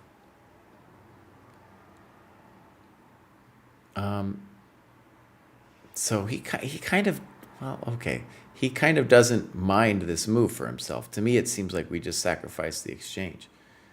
Okay, I guess I get it. Do I get it? I don't know. Here. And now he's talking about bishop d4.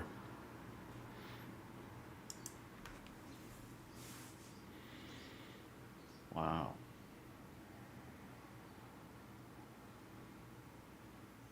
Crazy. So hold on. Hold on. Bishop c5, maybe a double exclam move. So I saw the whole knight c3 thing. Knight c3. And by the way, how odd was it that the guy moved back to d8 instead of d7? Nobody knows. Okay, here. Bishop, king.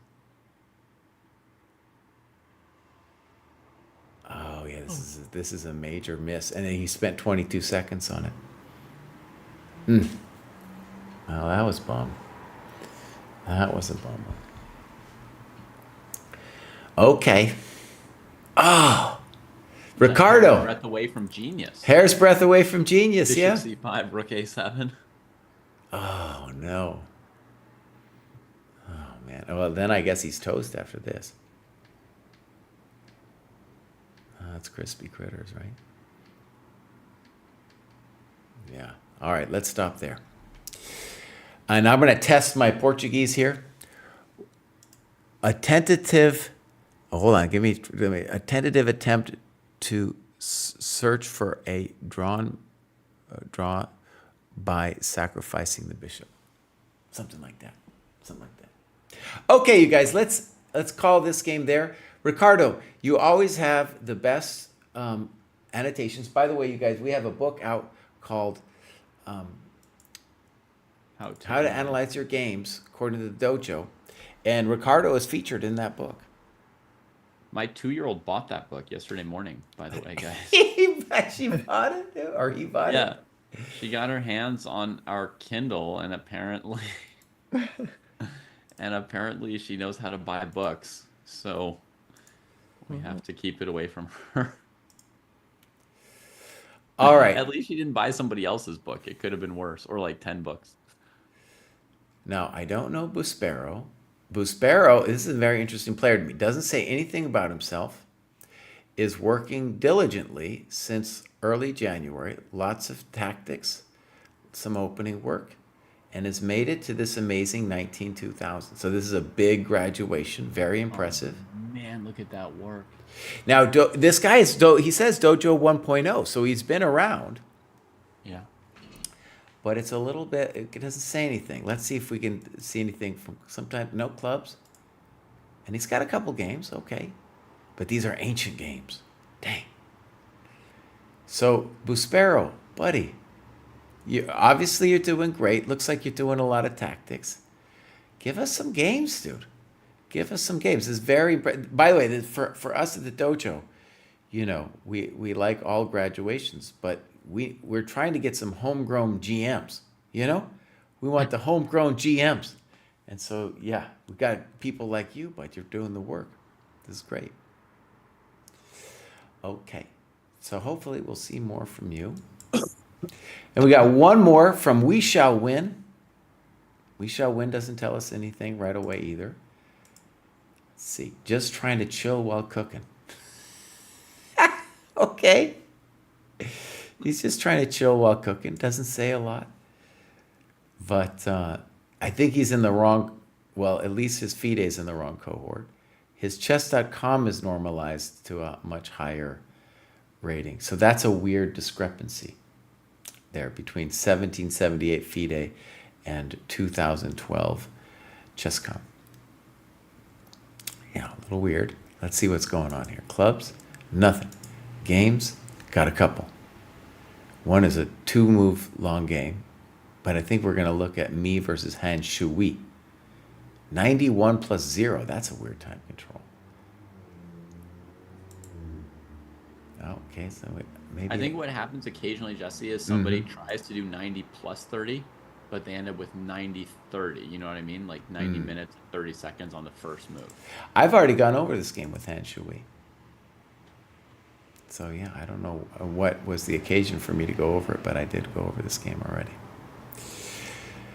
Well, We Shall Win, dude. Congratulations. You know, one of the things we do want to stress is that once you get to 2000, we really don't want you to do online ratings. And there's several reasons for that. One is it's very hard to get the longer games with the higher ratings, but also, like, my experience with the chess.com is the cheaters are just on fire once you get to around 2000 chess.com, and here you are at 2285.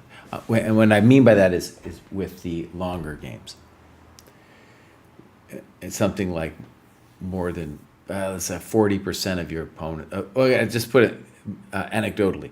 My student is around 2000 chess.com, and about 40% of his players, just the random ones that he's playing there, are cheating. So that's another reason. You shouldn't be using your chess.com for the preferred rating. Yeah. All right, you guys, that was it, though. Mm-hmm. I got to run. That was a beautiful show. I'm going to see you guys on Tuesday, maybe before then. Yeah. Yeah. Sounds good. Do either of you guys want to take this stream over while I get out of here? It's late for Kostya. Yeah, I'm pretty done. Okay. I just realized this thing's telling me I've been on here for almost 4 hours. Holy moly. Yeah.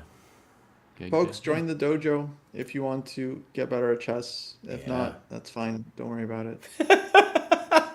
That's right, buddy. And I'm going to move these guys over to see you. Use code Dojo for 40% off. You can do that for like the next month. Yep. Dojo's looking good, man. They've got a lot of cool things going on. Yeah. All right, should I raid Chess Sharks? How about we raid Chess Sharks, Yeah. friend of the dojo? Raid the Sharks. Bang. Getting that started. Oh, man. David's about to go to Honolulu or something. Costa's going over there to Sicily, and I'm just staying put, man. What's this? What's this? All right, I'm going to raid him.